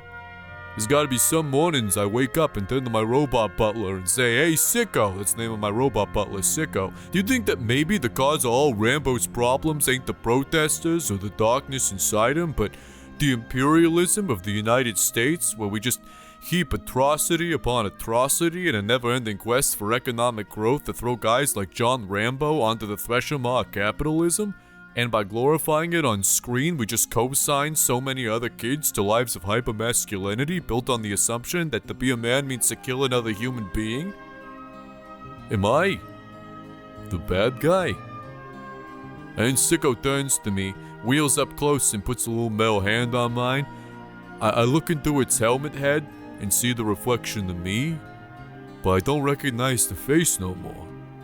It don't look like God. It looks like something else. Until Sicko leans down and whispers in my ear, I don't know, do you want to boogie? And I do, because I'm very good at boogieing, but in my heart of hearts, I realize that being an asshole only gets you one place. Being completely and utterly Stallone. So go make it a summer to remember at the movies, and be sure to go see Rambo Last Blood Part 2, where Rambo solves Pizzagate once and for all. Rambo Last Blood Part 2. This time, it's pizzanol. One thing that I do think that this movie does nail is what does it look like when the chaos of violence comes home? And I agree with, I've been thinking too about like what we were talking about in the first half, where it just seems like when you put all this violence out there and the violence comes back and you just keep absorbing it into your culture, what that looks like and what that feels like. And I think the result is all of the violence that we see in American life. And it obviously doesn't help that there's everybody has access to so many guns. Who are you, Sylvester Stallone? Yeah, that's what I'm saying. but it's also the grievances change. Yeah. And that's what I think is sort of fascinating, is in this movie, Rambo has some very legitimate grievances to strike back. They did draw first blood, but the way that first blood is now interpreted by these fucking whack jobs who go out there and shoot up a church, right, is their definition of that first infraction is like, some imaginary black guy took my job, right? Or like, I am being discriminated against because this woman wouldn't fuck me. Yeah. Right. Like they've taken the Rambo mentality, but they have no justification for that rage. It's just that they have been told that they should have that rage by people who make money the more angry they get. Yeah. In the sort of way that the anger and violence is like forced on people, I think is best embodied in this movie by the character of Sam Troutman. Troutman here is played by Richard Crenna. At least that's my reading, is that this is like the guy who taught Rambo to be who he is. Yeah. Or at least that's what he claims, right? Whatever possessed God in heaven to make a man like Rambo? God didn't make Rambo. I made him. Who the hell are you? Sam Troutman. Colonel Samuel Troutman. Look, we're a little busy this morning, Colonel. What can I do for you? I've come to get my boy. Your boy? I recruited him. I trained him. I commanded him in Vietnam for 3 years. I'd say that makes him mine. I wonder why the Pentagon would send a full-bird colonel down here to handle this. The Army thought I might be able to help. Well, I don't know in what way. Rambo's a civilian now. He's my problem. I don't think you understand. I didn't come here to rescue Rambo from you. I came here to rescue you from him. Yeah. Well, we all appreciate your concern, Colonel. And we'll try to be extra careful. I'm just amazed that he allowed any of your posse to live. Is that right? Strictly speaking, he slipped up. You're lucky to be breathing. That's just great. Colonel, you came out here to find out why one of your machines blew a gasket. You don't seem to want to accept the fact that you're dealing with an expert in guerrilla warfare. With a man who's the best. With guns, with knives, with his bare hands. A man who's been trained to ignore pain, ignore weather, to live off the land, to eat things that'll make a billy goat puke. In Vietnam, his job was to dispose of enemy personnel, to kill, period. Win by attrition. Well, Rambo was the best. Yeah, this is the part of the movie that I feel goes off the rails a little bit because... I agree, Brian. Frankly, it is insane that he is breathing because of his gills. What? Because he's a trout man. It's spelled Trautman, AJ. Yes, and clearly I saw that when I was watching the movie. I was wondering during that little monologue whether this movie is kind of the progenitor of that whole action movie trope. I think so. Where you find out what this guy's deal is by having, you know, a third-party character in the movie say, oh, Special Forces, Green Beret, 6,000 confirmed kills and all that stuff. And like having a look at 360 no scope. Yeah, good old Tropedia, good old tvtropes.org. They include it as the one-man army trope. Well, and I feel like Roy Campbell, the colonel from Metal Gear Solid, has to be based on Troutman. Oh, definitely. You know? Like you're just Rambo in Metal Gear Solid, but it's so there's the whole like super soldier thing that gets worked into comic books and video games and everything, and I feel like it all comes back to this. This is like the singular point where all of these monologues and all of these like, yeah, we've made this killing machine and now you switch the on switch. Yeah, and there's so many of them, like, you know, Steven Seagal, he's just a chef. Or is he? You know, like there's just so many of those. I wonder if this Frankenstein's monster is just a regular chef, or maybe he might have some super secret super soldier powers. Yeah. I don't know. But you'd spell it Souper. Super, he's a super soldier because he's a chef. So how do we feel about this performance? Because I find it baffling. I love it. Yeah, I love he it so had to be much. like fed his lines last minute because Kirk Douglas was going to be in this film. Oh. And he was going to be Troutman. And he found, at least this is the way the story goes, he found out that they were changing the ending so that Rambo doesn't die, even though they filmed both. Right. The very idea that they were going to film one where Rambo lives at the end to make it more commercial, Kirk Douglas is like, no, fuck that. That's not the movie I signed up for. You can eat my ass. I'm flying away today. And so they were like frantically searching for someone that they could get.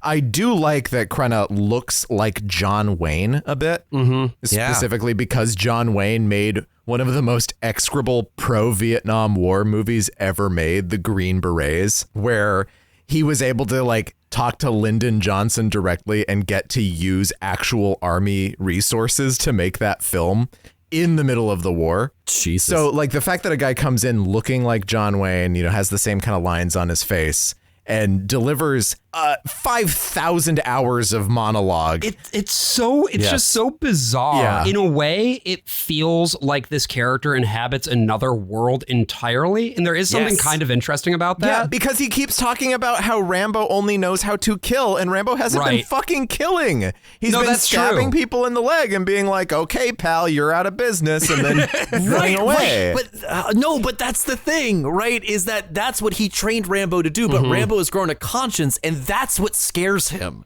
It's that he is no longer in complete control of the toy that he created. Is that your reading? I don't. Yes, that's a generous reading, but I'll allow it, I guess. Oh, what do you think, Andrew?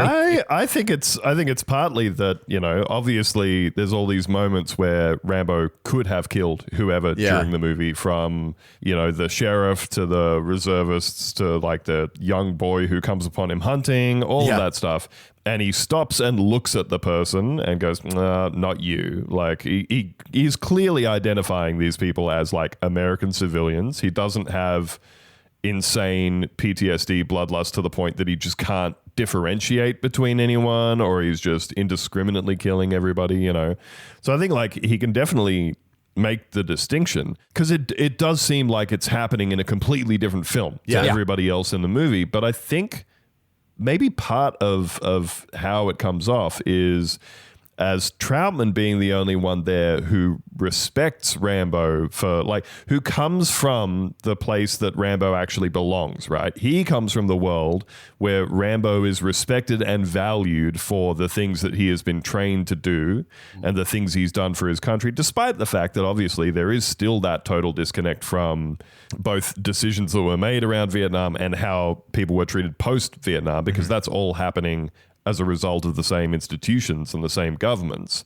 But like within the actual sort of institution of the military, there is the idea of we're all on the same team, you know, you'd fight and kill for the guy next to you, all that kind of stuff. And I think he's meant to be representing that world of he was over there doing what we asked him to do. We turned him into this killing machine and, you know, and set him loose, and he did what we asked, and now we've brought him back and you guys are treating him like shit, not knowing what he is and what he can do.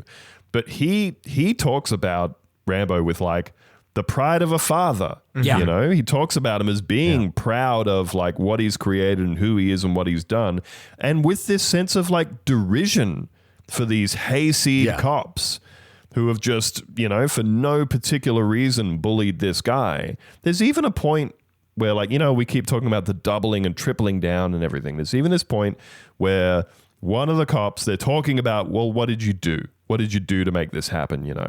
And they're like, he just went crazy. And one of the cops goes, we were kind of beating the shit out of him back in the, like we were kind of going a bit crazy on him and everything.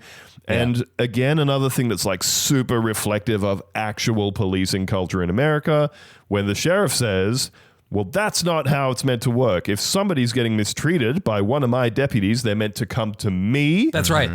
And if I agree that that's the case, I'll beat up that, you know, I'll kick that deputy's ass. I'll kick his ass. Yeah, that's Brian Dennehy has that line, actually, the sheriff himself, Exactly. And if anybody here has actually interacted with the police before, you will know that's kind of not how the police work. When you go to them and say, one of your officers has done something incorrect, and they say, how about I arrest you? Would you like that? Yeah. You know, so there's still this like really churlish pride of, no, we're the ones to do it. We're the ones to make it happen and to stop it and everything. And even when they get given the examples of, well, you kind of did antagonize and inflame this whole situation, it's like, well, still. Yeah, but still. Yeah, and I think the point that you made also about how the other characters in this movie don't value Rambo for the thing that he's good at, as opposed to Troutman, who does. Yeah. And also how Rambo will look at people and see the humanity in them, that yes, there is a piece of that he now has, which is different from his military training. I do think that is a good point, AJ. I think you get both of those things in the next moment, which is where Troutman radios Rambo himself, and they have this little back and forth. Well, look, John, we can't have you running around out there wasting friendly civilians. There are no friendly civilians. Well, I'm your friend, Johnny. I was there with you knee-deep in all that blood and guts. I covered your ass more than once. Seems like bailing you out of trouble's getting to be a lifetime job for me.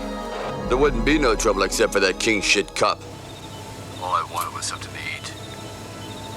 But the man kept pushing, sir. Well, you did some pushing of your own, John. They drew first blood, not me. Look, there Johnny, it is. Let me come in and get you the hell out of there. They drew first blood. It's kind of amazing that when I found out that this movie had all the one-liners and stuff in it, because Rambo's not written as like a clever guy. No, he's not quippy. He's got his whatever thought is currently in his head, and usually he doesn't feel like saying it. And so how smart it was going into this movie and gutting the shit out of any scene, any moment where Rambo has dialogue and being like, just get rid of as much of it as we can. And then in the moments where it makes it too jumpy, we just have to keep it. It's great, right? It's so efficient at the beginning. And Rambo is just like a guy that we understand because he doesn't have to say anything. He doesn't have to be antagonistic. He has a very clear reasoning. And that's why the super soldier stuff is like fucking whatever. We already understand he's a soldier. Right. Like, sure, okay, he's better than most because he's an elite soldier and that's why they have to bring a bunch of body bags or whatever. But like, I just feel like you don't need all that. You don't need to gussy any of it up. Rambo could just be a guy. I completely agree with that, Brian. I think it actually is more powerful if he is just a guy. But I love the artificiality of this performance because it's also the false promises of what the government and the army were selling to Rambo. Yeah. Right? Like the idea that he's just like, he finally responds to the radio and he's just like, you are my dad. You are my army dad. Right. Help me. And army dad is also siding with the small town cops. Yeah. And it's just like, we're going to get you out of this, Rambo. Just come with me. Everything's going to be fine. And it's just like every single thing that Rambo has been sold has been a fucking lie. So like as you were saying, like the John Wayne delivery of like, oh man, it looks like I'm getting you out of trouble again. It represents that propaganda. And I think there's something in that particular scene of how they haven't been able to like get a hold of him, even though he's got a radio. That particular scene always strikes me as like, it's really exploitative too, because because he's sitting there, you know, he's had his Nam flashbacks when they had him in the prison cell, you know, and you see like just these flashes of things that had happened to him, you know, like he has a horrible goatee. Yep, he's sick chopper mustache. They're like hoisting him up on like bamboo racks and cutting his chest. He's down in like a muddy pit in the ground. They're throwing buckets of piss and shit over him, like really horrible stuff that's happened to him. And he's had these flashbacks. You can see that he's a genuinely traumatized person from his time in the war.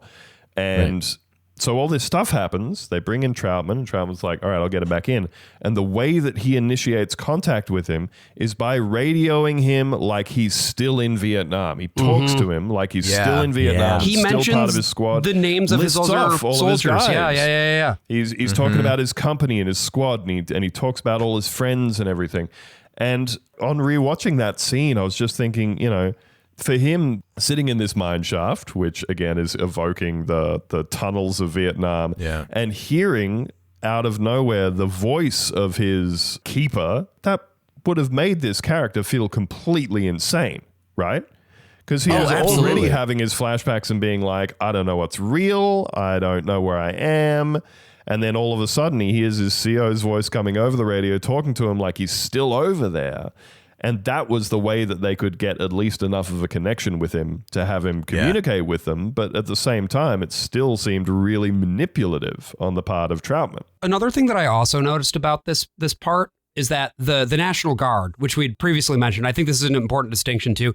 These are not Army Reserve guys. These are the National Guard. So these are civilians. I was getting confused by that too because they were driving vehicles that said Army on them. It's really confusing, but I believe that they are supposed to be Army National Guard. Well, they gave him a rocket launcher either way. They're playing a little fast and loose here. But my point is, these are civilians who can be pulled up in times of serious unrest, civil unrest, and that is usually the primary utility of the Guard.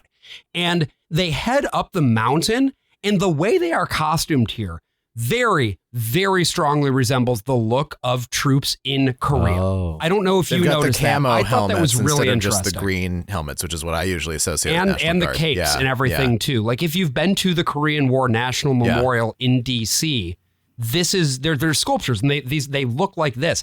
This felt like a deliberate choice to me. I don't know what it's saying, but I thought it was interesting. I think these National Guardsmen are also like the source of some of the only visual comedy in the whole thing. As after they all hit the deck, when they've cornered Rambo and he's shooting at them, they'll hit the deck, and like the CO in charge of them is just like, Steve. Guy pops up, yo. It's like, we got to get out of here. It's like, Raymond. The other guy pops up, what? Go get him. I'm not going the fuck in there. Yeah, and nobody's going in the mine because, like, why would you? He's going to kill you, right? Like, this guy we have a rocket launcher. Just blow him the fuck up. Right, which they do. And it does not successfully eliminate it blows Rambo, up turns half out. of the fucking mountain, but you just can't make Rambo explode. I think, though, they do a really good job of really underscoring the difference in, like, discipline and seriousness between Rambo and, like, the reservists who, like you said, are all just like, I don't want to do it. You do it. Yeah. Like, nobody wants it. And like I was saying before, when they're like yelling at the leader of the reservists, and he's just the guy from the drugstore in town, you know, and he's just been called up for this. This is all a bit out of control, a bit above everybody's pay grade. Like, nobody is committed to this in the same way, which obviously Troutman makes very explicit that, like, you guys are not on the same page. But it's like an interesting distinction to draw, because they have built this person in Rambo who is 110% committed to whatever he's doing. And all you guys want to get him, but, like, your hearts aren't in this the same way that his is. And it's going to lead to trouble for everyone. And at this point, Teasel, Brian Dennehy, still he believes that Rambo's dead. He believes that they got him in the mine, and he actually ends up going to the bar with the colonel. The bar that has a carousel in it. I wanted to kill that kid. Well, I wanted to kill him so bad I could taste it. Doesn't sit well with that badge. It can get confusing sometimes. In Vietnam, you can bet that Rambo and I got pretty confused. We had orders. When in doubt, kill. And what the hell? You're a civilian. I mean, you can go home to your wife and your house and your little flower garden. You're under no pressure to figure all this out. Yeah, what about you, Colonel? What did you figure out from all of this, huh? I mean, what would you have done with him if he came in? Would you wrap your arms around him, give him a big sloppy kiss? Or would you have blown his brains out?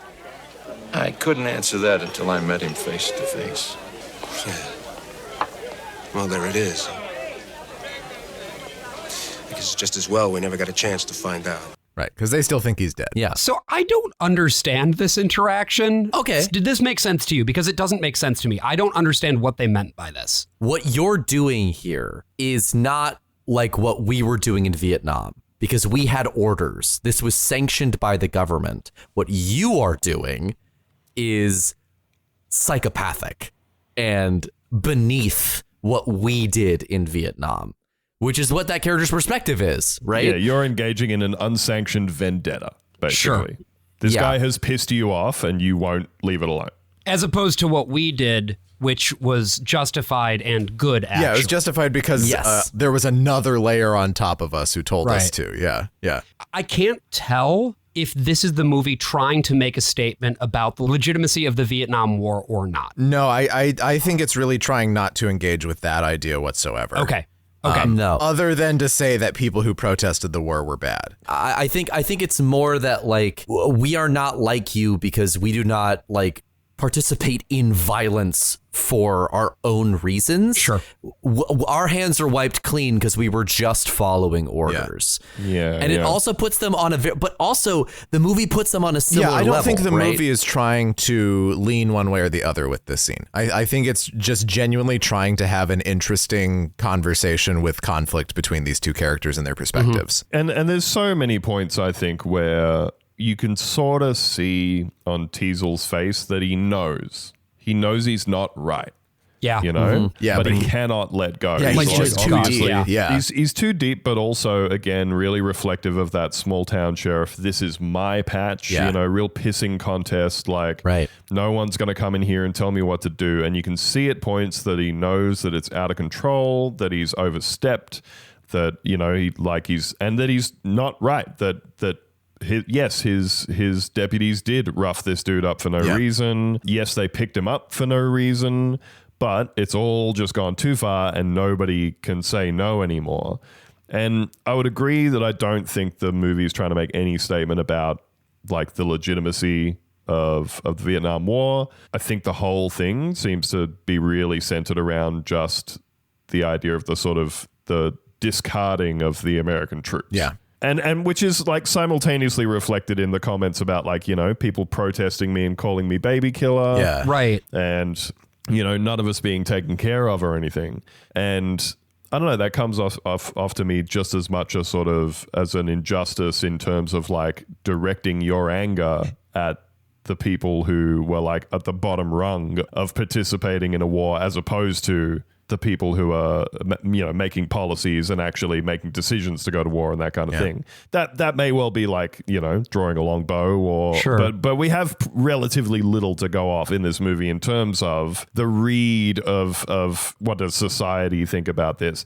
I think the strongest message that we get from it is just, you ask these people to do this stuff and then you threw them out like trash. Right. And something I'm curious about is I know that Australia as a country did contribute quite a bit of support in terms of personnel to the Vietnam War, which of course was in big time contrast with like the UK. This is something I genuinely don't know, and I'm curious about this specifically. Having an Australian on the show, does the Vietnam War hold a similar place in Australia's cultural memory, or not really? It does, because there was a draft as well. Yeah. There was conscription here. So if you talk to people like, I don't know, maybe my dad's age or a little older, people do talk about being absolutely terrified watching the broadcast of the draft on TV. Because that was how they would do it. They would run like a TV program, however frequently it was, where like a bingo hall, you know, where they would pull numbers out of a thing and say, if you were born on this day of this month, you have just been drafted, report to wherever. And so I think in the same way that it would have been in the States, it was just a terrifying thing looming over people who did not want to go there and didn't really get what we were doing or how we were helping or anything like that. So yeah, in terms of occupying this kind of cultural memory of there was this thing we were involved in that didn't have great public support, and that people were absolutely terrified by the prospect of being drafted, then definitely. The sort of conflicts before that point that we were involved in the same way would have been World War II, where they were also drafting people. But at that point, there was much more of the cultural expectation that people be volunteering for and participating in war. There was the whole kind of, was it white feathers? Is that what I'm thinking of? You guys ever hear of this thing where if there was like someone in your town who was of age to volunteer in World War II, but didn't, people would like, you know, put a white feather in an envelope in your mailbox to signify we all think you're a coward. Oh, interesting. To like publicly shame like a chicken. people for like publicly shaming people for not volunteering for the war effort, you know. But so like in a similar way, I think that World War II and Vietnam had a similar cultural trajectory here and in the States, of both the first one having like a gigantic propaganda machine rolling around how you should be buying war bonds and doing your part and signing up and all that kind of thing, to Vietnam, where it was like, hey, that seems like it really sucks and people are going over there and getting killed in the mud and they can't tell who's shooting them. And did people get similarly denigrated when they came back as well? Was it or is that, because that's the other piece about obviously this specific story that we see with John Rambo at the very beginning, is all these people being like, you know, you're in the war, you suck, you're a bad person. Was it similar or no? I don't know. I'm gonna say not to the same scale. Okay. Because our participation in that war was like, would have been significantly smaller, but also, you know, I think it was something like 15,000 people conscripted. Okay. So yeah, they definitely had people over there fighting and everything. But in terms of both, I guess, the size of the presence and also the proportion of our population that was going in comparison to America, and also the size of our population in comparison to America's in the first place, means that you're talking about like a much smaller pool of people. But yeah, like culturally, you kind of see Vietnam veteran motorbike clubs and that kind of thing. Okay. But yeah, not a huge number of people. Well, Rambo at this point in the movie, he's been in the mine for a bit. He's gotten the call. He got some rats on him. Man, those poor rats are so scared. The fire's so close to those rats. And apparently the DP here was someone who was really good at lighting things like this. Like, okay, we're going to do a scene that's just lit by fire. We're going to do it for real. It's just going to be lit by the fire. When he lights a match, he's actually lighting 2 matches because that gets you just enough brightness for the camera to be able to capture it. But you can also see like a lot of this film has been pushed. It's very noisy. It's a lot noisier, especially than a lot of movies you would see from the 80s. He gets out of the mine, climbs a ladder, and wouldn't you know it, he's right back out by the encampment. He hijacks a supply truck, which is full of M60s. Yeah. And, of course, he drives that shit right back into town. Yeah, he jumps in and he tells the guy to jump out. And the guy's like, okay. He's like, I don't got no beef with you. And now it's time for Rambo's revenge tour. So part 1, he blows up the truck as well as the local gas station. Seems a little cruel, but okay. Love when he drives straight through there, just blasting them He off. goes through like a police barricade. I guess these small town cops have never heard of spike strips. So they're just like, what if we park one of our cars in front of where the truck will go? Yeah, that doesn't go well for them. Brian Dennehy issues an evacuation order over the citywide PA system, which I guess exists for some reason in this town. Yeah. What else are they using that for? I who can say? It's exclusively for announcing that Rambo was in town and that Laura Palmer is dead. Those are the 2 things that PA system are for. Rambo starts running around with an M60. He quite literally shoots everybody's lights out. Yeah, he shoots the electricity. He shoots the town's power. The Transformers, and no one's around, right? He's doing a rampage there. It's the middle of the night in a sleepy small town. So he is attacking Main Street America. He is attacking our beloved retail institutions. One of the interesting pieces that I found was an article by a guy named Paul Budra. Okay. This is from Literature and Film Quarterly, and it's called Rambo in the Garden, the Pow film as pastoral. And basically his argument is that in Rambo and movies like it, which is to say movies that sort of represent a conservative view and reimagining of conflicts, that the ideal of the human state is to be out in the pastoral landscape, right? Be one with nature. And so that scene where he's shooting out the lights essentially represents a return to nature. He's not just turning the lights out, he's also destroying technology. And technology is the thing that has sort of separated us from the state of nature that we are supposed to live in. And beyond the tech, he's shooting up stores. He's shooting up retail and, just the shit that you buy, the stuff that consumes your life rather than, I guess, that natural environment. I think part of my problem with the second half of this movie is that, for a significant portion of time, it's just he's in the tunnel and everyone thinks he's dead. So you no longer have the constant clash. Right? You don't have the building tension because a bunch of guys just go home and eat next to the giant carousel at the Carousel restaurant. Right. At Hope BC's version of the Casa Bonita. And he's just in this tunnel for a while. And the tunnel part is still compelling, but the rest of it has kind of stopped being compelling in that way. There's a lot of pausing for monologues that are starting to just sort of repeat themselves about how, he's the ultimate creation of the American blah, blah, blah, blah, blah. And once he gets into town, there's no sense of like the danger that he poses. Right, because everybody's gone. Because no one's there. The war doesn't come home. It comes to an abandoned part of town that people are going to have to clean up later, and it's going to be a problem, but it's not dangerous for them. And this is the issue sort of with the way that this movie kind of wants to have its cake and eat it too, because it can't allow John Rambo to kill a bunch of innocent civvies. No, and that's actually something that a lot of the people who turned down the role of Rambo were pushing for, that he just go full mass murderer. I just want this movie to be nasty as down. Fuck. I just want it to be a gross, disgusting, horrible little thing like me. And I wonder, stop that. But I do wonder, like, what would have happened with the second script the second screenplay that was written for this movie. Oh, I know where you're going now. Which was by David Rabe. David Rabe. Yeah. The hurly-burly guy? Streamers. The hurly-burly guy, but also very explicitly of the Vietnam plays. Yeah, because he was in Vietnam.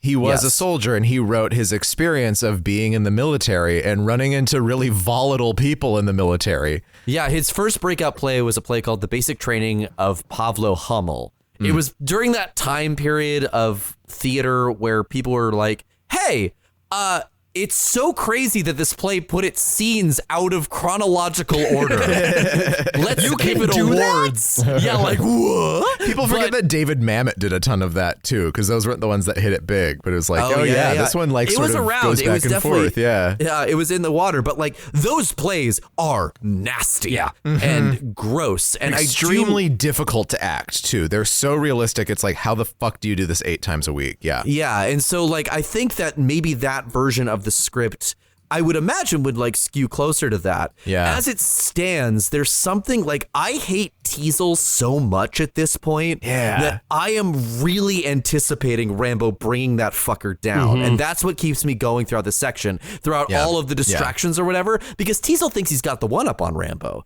because he's gone up to the roof of, literally his plan is, I'm going to the roof of the police station and we'll snipe him when he comes for me. Not a great idea. No, not good at all. And it ends up with him being shot in the balls. Which cathartic. He falls through the glass. He like hits the floor. And then this is the part that kind of loses me a little bit, is that he doesn't deliver like the final blow, the killing or blow, whatever. Yeah, because we have the colonel come in to like give a lecture about how like, you can't do this, Rambo. You're surrounded. We're coming for you. Because it's not about him and the colonel. It's about him and Brian Dennehy. Right. And that's the real clash. And yeah, the colonel can be kind of a stand-in for a while, but what needs to be, I think, that final conflict is between these two men, just as it was in the beginning. Right, which is how it is in the book, right? Where it's always one versus the other versus the one versus the other. Yeah, my understanding, despite not having read it, my understanding is that in the book, that moment when they've both shot each other and then die sort of gives them both the resolution of both for Teasel, like, you know, finally sort of understanding and respecting Rambo and dying, and for Rambo to say, all right, I've had a fitting death now and this can all end. Yep. You know, because like if you watch the whole series of movies, if there's anything that Rambo desperately wants more than anything else, it's just for an end to all of it. The refrain, the thematic refrain for all of these movies is you can't turn it off. You can't make it stop. It's over, Johnny. It's over. Nothing is over. Nothing. You just don't turn it off. It wasn't my war. You asked me, I didn't ask you. And I did what I had to do to win, but somebody wouldn't let us win. And I come back to the world, and I see all those maggots at the airport protesting me, spitting, calling me baby killer and all kinds of vile crap. Who are they that protest me, huh? Who are they? Unless they've been me and been there and know what the hell they're yelling about. It was a bad time for everyone, Rambo. It's all in the past now. For you! For me, civilian life is nothing. In the field, we had a code of honor. You watch my back, I watch yours. Back here, there's nothing. You're the last of an elite group. Don't end it like this. Back there, I could fly a gunship. I could drive a tank. I was in charge of $1 million equipment. Back here, I can't even hold a job. Fucking cars! Ah! This is I think the less interesting part of the monologue. Yeah, we've got the more interesting part in a little bit. So we'll play partly because I think he's dubbed in this dialogue. Like this whole section, the audio is kind of at a little bit of mismatch, right? You can kind of hear it. Because again, he's so image conscious, Sylvester Stallone. I think he saw this and he felt pretty bad about a lot of his performance in this, hence why they cut a lot of the dialogue and blah, blah, blah. And I think he wanted to recalibrate this scene somewhat. I do like how disjointed it is. It's like, it's almost like he's just got each idea is an idea that's been swimming around in his head for the last 3 days. And now he's just sort of letting each one out. Yeah. And then he talks about stuff like the moment I landed in America, I got spit on, which never actually happened, but it's something that people like to say happened. I did want to play the second part of this monologue, though. I didn't pull the whole thing, but I clipped the part that I think is the most, I don't know, shows you the most what they were trying to do here with what drives Rambo and what keeps him up all night, every night. When this bar inside gone, and this kid comes up, this kid carrying a shoeshine box, and he says, "Shine, please, shine." I said, "No," he kept asking, "Yeah," and Joey said, "Yeah," and I went to get a couple of beers, and the box is wired, and he opened up the box, fucking blew his body all over the place. And he's laying there and he's fucking screaming, there's pieces of him all over me, just like this, and I'm trying to pull him off, you know, and it's my friend that's all over me. He's got blood and everything, and I'm trying to hold him together. I put him together, his fucking insides keep coming out, and nobody would help. No one helped me. He's saying, "Please, I want to go home, I want to go home." He keeps calling my name. "I want to go home, Johnny. I want to drop my Chevy." I said, "Well, what? I can't find your fucking legs. I can't find your legs. I can't get it out of my head. I dream this 7 years. Every day it happens. You know, sometimes I wake up, I don't know where I am. I don't talk to anybody. Sometimes a day. Sometimes a week. I can't put it out of my mind." From here on out, action heroes don't cry. That is not masculine. That is not Reagan's America. No, they don't lose control like this. Right. They don't lose control like this. He cracks on "I can't find your legs," and then has to clarify it with "I can't find your fucking legs." And I mean, even before this, action stars don't cry, right? Toshiro Mifune doesn't cry in Yojimbo. No. Steve McQueen does not cry in Bullet. Charles Bronson doesn't ever have any facial expressions ever. Right. And the tragedy of Rambo, right, is that he's saying all of this to the government stand-in. Right. Who is like, "We failed you for 7 years, but if you just trust us one more time, we're going to take care of you." Right. I would argue that the rest of the Rambo franchise is a tragedy because, Andrew, as you were saying, all he wants to do is for it to stop. Yeah. And the government won't fucking let him. He does get this conflict to stop, right? He does prove Brian Dennehy wrong, right? Because Dennehy's like, "Well, we've gotten too deep. Like, this is the kind of person who's just going to go until he kills me or kills everyone." Yeah. And instead, this movie version of Rambo, he doesn't kill anyone. And once he's finally given the opportunity to just leave town, he takes it. Yeah, I mean, but what happens after this is Rambo stays broken down. The cops come in, they cuff him, they perp walk him out, and that's the end of the movie. And then we get the worst song I've ever heard over the credits. But my God. I'm curious to hear, Andrew, sort of your thoughts on the way that this thing ends, and similarly how this contrasts with where the series would go from here. Yeah, I think I'd love to have been a fly on the wall for the conversations about like why they had to make the ending different. Whether it was either because, I mean, I can firstly absolutely imagine, you know, some Hollywood producers going, "We are 100% not making a movie where the protagonist and the antagonist just die at the end. Right. And that's the end of the movie." They shoot each other and die. Yeah. Yeah, that a lot of people don't like that kind of result in a movie, you know?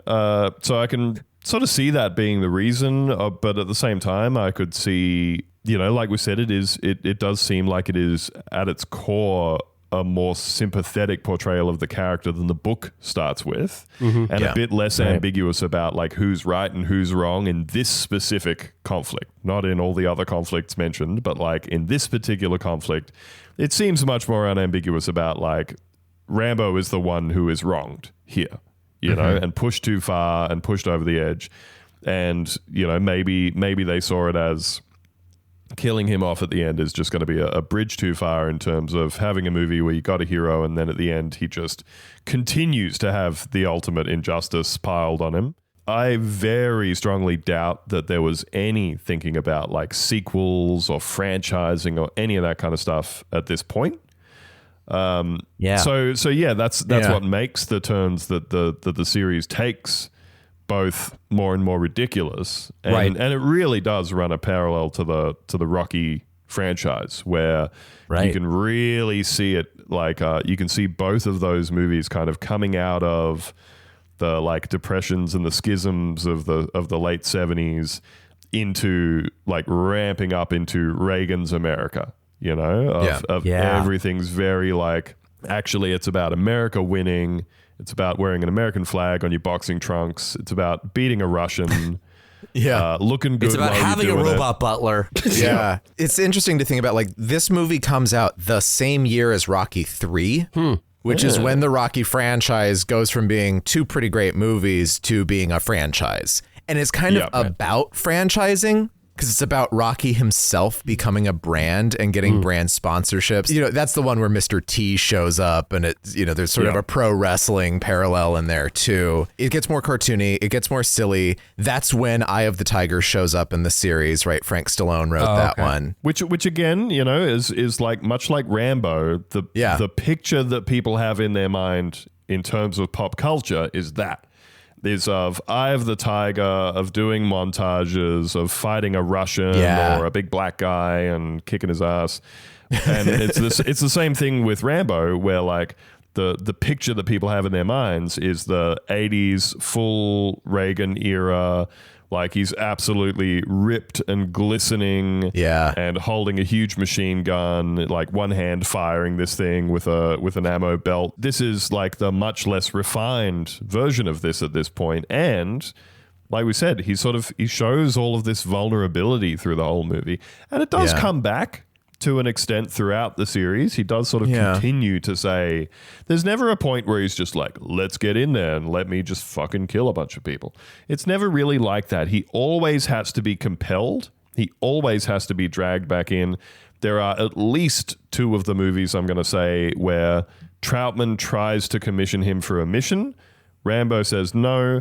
Troutman goes in, gets taken prisoner, and that's the thing that compels Rambo to come and save his army dad. Like he has to do that, and he's already been asked and offered at that point and outright rejected being drawn back into any conflict. He's always forced, you know, as opposed to many of the other action heroes of that decade, right?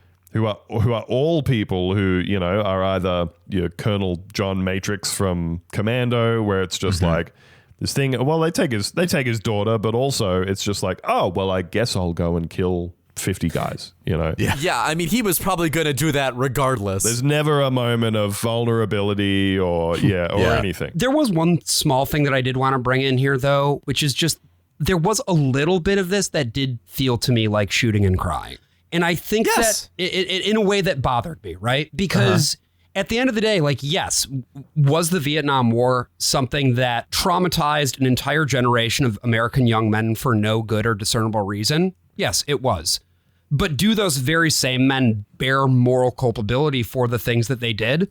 Also, yes. I think that the way that this movie kind of tries to square the circle about where violence comes from and where it goes to as a result of that is by mostly absolving American perpetrators of horrific war crimes in Vietnam by saying that they were following orders. And I just really have a problem with that. Well, and it of course renders the Vietnamese people down to nothing. Exactly. Right? They only appear in these, and always showing like children as perpetrators of war crimes against Americans. Right. Very against American POWs, right? Like, so that's in Good Morning Vietnam. Again, the whole idea of Vietnam as a trauma is, it's almost like, well, it's really too bad that we had to send our boys to a place like that with people like that in there, right? People who are going to do all of these horrible things, who because they are in some way subhuman, right, or prehistoric or less than us. And yeah, when you don't have that perspective, if that's all you're telling is the story of the veteran versus the cops in the United States, it is like, you know what those people went through though, right? You know what they were having to fucking deal with? You know what kind of drives someone to crawl around in tunnels all day? Obviously you do, because you just saw it in this movie. Right. But yet, of course, it's like the white guy is Vietnamese better than the Vietnamese were. Right, the whole going native thing. Yeah, exactly. It's sort of the limitations, I guess, of this type of politic, even though I will say I was very, very surprised at what the politics of this movie turned out to be. They were not what I was expecting going in at all. Oh, absolutely. Because, I mean, that's the cultural legacy of Rambo, is that you think that he is like because there's so many other movies with him that are all about being a conservative reactionary like force of like Reagan's the king of id. Tulsa. He is the king of Tulsa. And also this whole time I've just been imagining Schwarzenegger trying to deliver that monologue at the end of Rambo. No, and it's making us, my God. I couldn't find his legs. Well, like it's funny, like that iconography. It's like Friday the 13th. Right? People think of Friday the 13th. They think of a guy in a hockey mask who is indestructible and immortal, hacking people up with a machete. Jason doesn't show up until the second movie. Hockey mask in the first one. Yeah, if you watch the first Friday the 13th, he's backheaded in the second one, isn't it? Yeah, the hockey mask shows up later. Jason himself only appears in a dream as like a little final jump scare, like in Carrie at the end of the movie. And spoilers for an extremely old movie: the villain is an old lady, right? You know, right. And the rest of the series is never going to be anywhere near that interesting ever again. But I think that there's something in... He did go to space. Maybe this is one of the big things that I'm taking away from this, is there's something about imagery and the way that imagery is sort of codified over a period of time. And I think oftentimes that what happens is the imagery, and when we talk about Rambo, it's the fucking headband and the bow and the knife, you know, all of that ends up overtaking everything else about the story because the image is the thing that people remember. Yeah, and like I was saying, if you watch the whole series, there's 5 of them, and in every case, he is incredibly reluctant to be involved in anything. He doesn't want any part of it. He says over and over, "I've fought my war. Right. My war is done," you know, and keeps getting told, no, you're not done. Come back.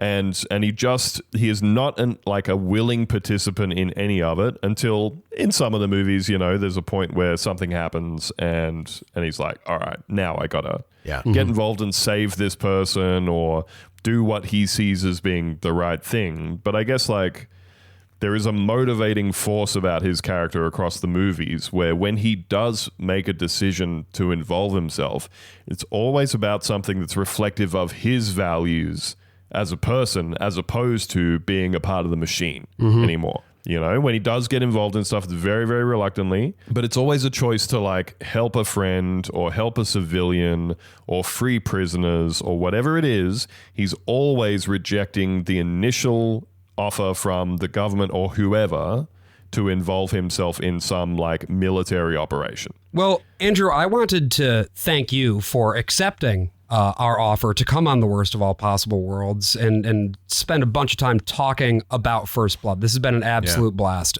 If folks want to, you know, find you on the various social medias, check out what it is that you're into, where should they go? What should they do? You can find Boonta Vista on all the podcast apps. They're all floating around there somewhere. You can go to boontavista.com. You can find Boonta Vista on Blue Sky.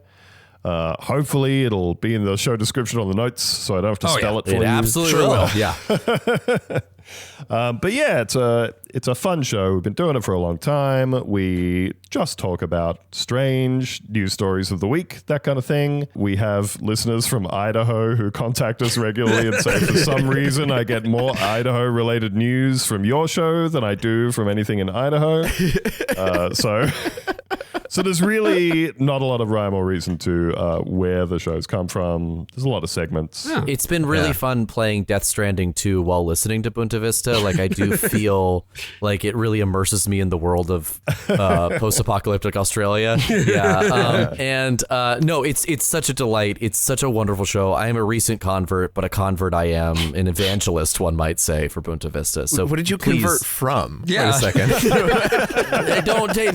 Hey, shut the fuck. Don't worry about it. Well, thank you very much for having me, guys. Southern Baptist Church. Yeah. Oh, yeah. It's been a lot of fun. And of course, we also, if you're listening to us for the first time, thank you. If you'd like to find more of our stuff, we have a very affordable Patreon. Patreon.com/worstofall is where you can find our stuff. $5 a month gets you access to our premium episodes, which we do every other week.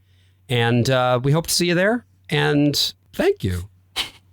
So you watch a film like First Blood in the year of our Lord 2025, and if you're like me and you haven't seen it before, you're struck at first just by like how no fuck no, there was time now, there was time.